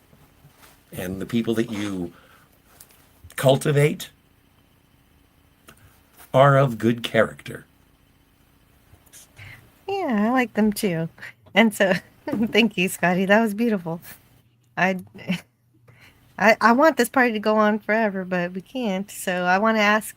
I'm glad that you're going to have a good birthday and continue to have fun. So Canadian Spider-Man, could you tell us what anything you want to share before we go? Yeah, absolutely. First and foremost, I agree with everything that Scotty just said. It's fantastic to know each and every one of you, and as well as everyone in the chat. You can find me Thursdays. I do a travel talk with Spidey every Thursday. It's usually in the evening or not at late night, and we go all around the world looking at pictures from all over the world and just chatting about travel and backpacking.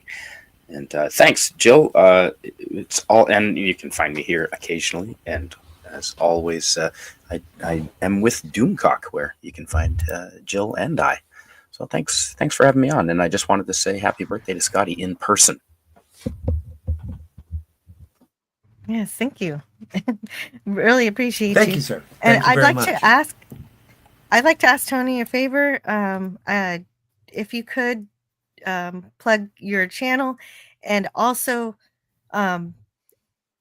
lead into asking Stone Racket and DJ Play Nice to talk about anything they want to share before we go. Because I have to step away for just a second. Thank you. Certainly, I will provide the assistance, and I will do so in the form of syndicated AM radio. Tonight, the Stock of Iron Channel hits the road. You will be able to see us at 2 venues, possibly 3, possibly 4. The first of which will be joining the chat at His Lordship at the Hollow Earth in the castle at the bottom of the sea. Say that 3 times fast. And Overlord DVD's channel in the chat, making sure that the universe is safe and well protected. Following which then Tony will be joining, in fact, his roommate, Alf, and Kermit the Frog will be joining on Snow Nubs FNF, the furry, frolicking frantics, or whatever they call it, later on that night. Join a motley assembly of Muppets being made great again. That's right, folks. Even though they cannot counterfeit. After which I will be joining Stone Loki and gang for a little drinking and camaraderie, leading back into His Lordship at the Hollow Earth and the castle in the bottom of the sea. Say that 3 times fast. Until that is over. After which then Scott's Saturday Matinee episode 55 will air. To continue the variety entertainment with parody songs, character impersonations, and transcript readings.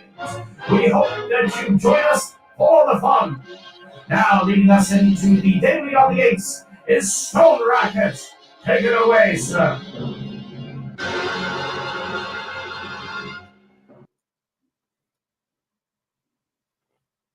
I just want Big shout out. That was awesome. That was really rad. Shout out to the lovely Cherie and Cam's Crash Courses. Sorry, Stone Racket. Just wanted to wish you a happy birthday again, Scotty, and that you have many, many more. And thanks for sharing all those incredible gifts that you've gotten. And another thing I wish I could send to you is another Bride of Frankenstein, so that you could open at least one of them. Oh man. But that's the thing. It's so nice to have something that is precious that you keep in a box. Yeah, I have many of those, but I always buy a duplicate. Well, just so I could not with the sideshow collectibles, but the smaller action figures. That was like yeah.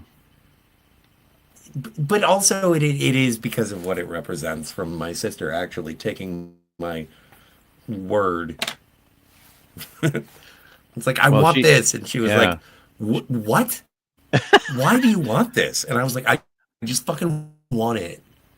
That's really nice that she got that for you. It's a representation of... It is. It's so good. It's so cool. Sometimes I'm pleased to be related. But anyway, happy birthday again, and just what you said about Jill. When's your birthday? I totally agree with everything that you said about Jill, and I just wanted to thank her for having this channel and invited me to be part of this community with y'all. And my birthday... You're more than welcome, sir. My birthday is... Yes. October 6th. The same day that I share a birthday with Britt Eklund and Elizabeth Shue. They were also born on October 6th. Ooh, you don't fuck with the babysitter. I like the babysitter. And DJ Play Nice. Here's the thing. Get off of the babysitter, Joel. Here's the thing. So the day that I went, because this is a dangling participle, is the day I went in for a job that I never got was the day that Tom Petty died. And the guy who was interviewing me said, "How was your day?" And I had literally sat down and I had heard that Tom Petty died. And I said to the guy, well, I was doing fine until I found out that Tom Petty died. And his face sank I hadn't even answered a professional question, but my remorse for the death of Tom Petty talked me out of the job. So, yeah, What no, was the I know. position? Missionary. What were you being interviewed for? Same? No, service manager. Right on. Well, you're probably happy you didn't get it in some way or fashion, I'm sure. No, and the thing is that the rest of the interview, as soon as I saw that he didn't care about the death of Tom Petty, I was like, I can fuck with this guy for like the next 20 minutes. And so you did? Yeah. Right on. Well, dude, happy birthday. I'm glad I was able to participate today, and I'm glad to have gotten to know you, and Jill was the conduit for that. And so I looked this up, so I'll get it verbatim, but the delivery's going to be a little off, so this is for you, Scotty. All right, Scotty, it's time for this town to get down. Now you got Dr. Johnny Fever, and I'm burning up in here. Woo! We all in critical condition, babies, but you can tell me where it hurts because I got the healing prescription here from the big KRP musical medicine cabinet. Now I'm talking about your 50,000 watt intensive care unit, babies. So just sit right down, relax, open your ears real wide and say, give it to me straight, doctor. I can take it. Happy birthday. Man. Oh, but you forgot. Awesome. DJ. No, but DJ, you forgot. What I forget? Booger. Oh, God. Booger. That was fucking awesome, man. That was rad. Yeah, that was incredible. Thank you, DJ. Yeah. Absolutely. Oh, man. Yes, and I appreciate all of you who came here to celebrate Scotty, but also talk about this amazing show, WKRP. We could this live stream. I could tell if this were summer break and the kids were here at home, we'd be going on for another at least an hour or two, and Scotty would leave at some point. But Speaking of which, I have to go. Yeah. Speaking of which. And the last thing I'm going to do is play the slides that I didn't play during the live stream because there was a few, not slides, videos. And of course, I want everybody to remember I watched Twilight Zone on Tuesday. And I don't know what I'm doing next Friday. But we'll figure it out. Last Starfighter? Do you want to do Last Starfighter? Why? You get 2 birthdays. I'll think about it. Yeah. Maybe. We'll see. I'll think about it. Cam. We should do a Deep I'm Space sure Nine. Cam was here. Did Cam say happy birthday? I'm sure he did. Yeah, Of happy course. birthday, Scotty. Yeah, I didn't see that you were here, Cam. I was just checking the chat real quick and I appreciate everybody who was in the chat who had a good time. And yeah, wait a minute. The lovely Sherry is here? Where is she? Oh, yeah, she no is. way. Yep. Oh, wow. She's graced us with her presence. How lucky are we? And I sent a link on purpose to her. oh yeah, I would welcome that. Except, of course, I'm leaving. No, not that kind. The link for the show. Oh. I sent the link for the show. Oh, gotcha. Thank you wondering so if you much for just didn't- sharing that. No, well, she wanted to know where all the friends were, and I said, "We're right here. Come find us." Mm-hmm. And so we'll definitely have another time. Hopefully I could see you again, the lovely Sherry. I do stream every Fridays and Tuesdays at 11 a.m. Well, Scotty plays is flying the Enterprise. Why can't I? Lounge. Why can't I play with my toys? You can. Scotty, is the word given? The word is given. Warp speed. Warp speed. Although I don't like Peter Preston. That's okay. That's amazing. Bless, bless you. Needs a More third pepper. I'm sneezing a lot. That's why I can't talk, because I'm sneezing a lot. Oh my god. If you have 7 sneezes, you may have an orgasm. I'm not sure. I don't know if that's actual factual. That's true. I had 7 sneezes and that did not happen. I'm sorry to say. All I do is lines of pepper to try and achieve that. Okay. I'll see. Well, It's such No, a shame to there's- go, but I'll see you guys next time. What's your... Oh, wait, what? Canadian Spider-Man. All good. What did you say? Oh, no, I was just going to say, Scotty, there's an easier way than doing lines of pepper, but I'll send you a video. Oh. No, it's okay. I have the internet and an iPad. It works. It's fine. I'm good. There we go. Well, So- I'll see you guys next time. Bye. Celebrate me, but I'm glad all of you were born as well.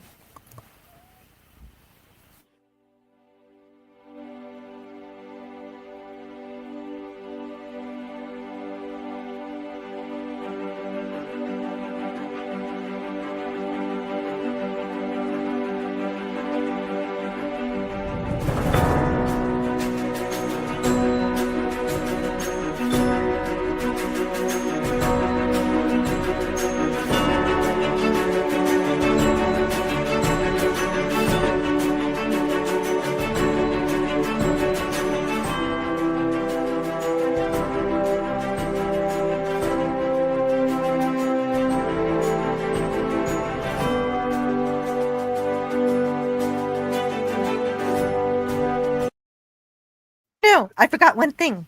What? We didn't do the poll. The poll. Who's the boss? Tony wins 43% versus Angela's 21%, and Mona and Samantha gets third place, equal tie, 17% with 23 votes. and Thank that's all. you. You're welcome. Learn all that is learnable. And the ways our differences combine to create meaning and beauty. It has always been easier to destroy than to create. May we together become greater than the sum of both of us. Well, now you have something new to think about. Carry on. All right, move along. Done. Stop it. Get off of the things. Go outside. Get some food. It's like, it's a time of day where you live. Go do something. Shut up, Snoopy. I don't care. You smoke too much. Let's go. Let's go adventure. Let's go explore.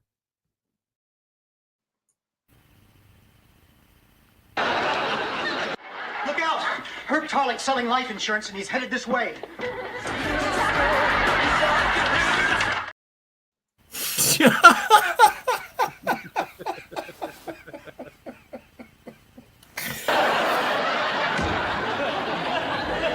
All right, an ascot. Get down, Lester.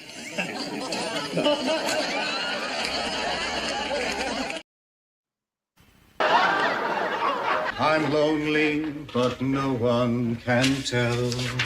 Ooh, ooh, ooh, ooh, ooh.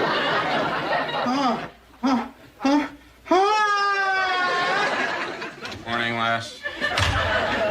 Johnny, my space has been violated. Congratulations, it's about time. That's awesome. Now, the main thing is we got to keep as low a profile as possible on this. Don't say anything, and certainly don't say a word This is about Les it on Nessman the with a air. special news flash. That's right. Garbage Holocaust brings city to its knees. This dark Wednesday will live in infamy. It's Thursday, Les. Thursday. What's happening? What's the word? It's a boy. What?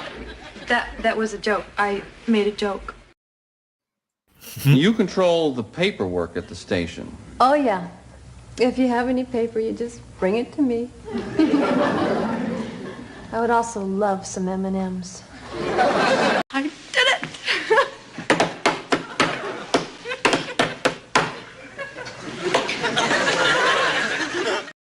That's probably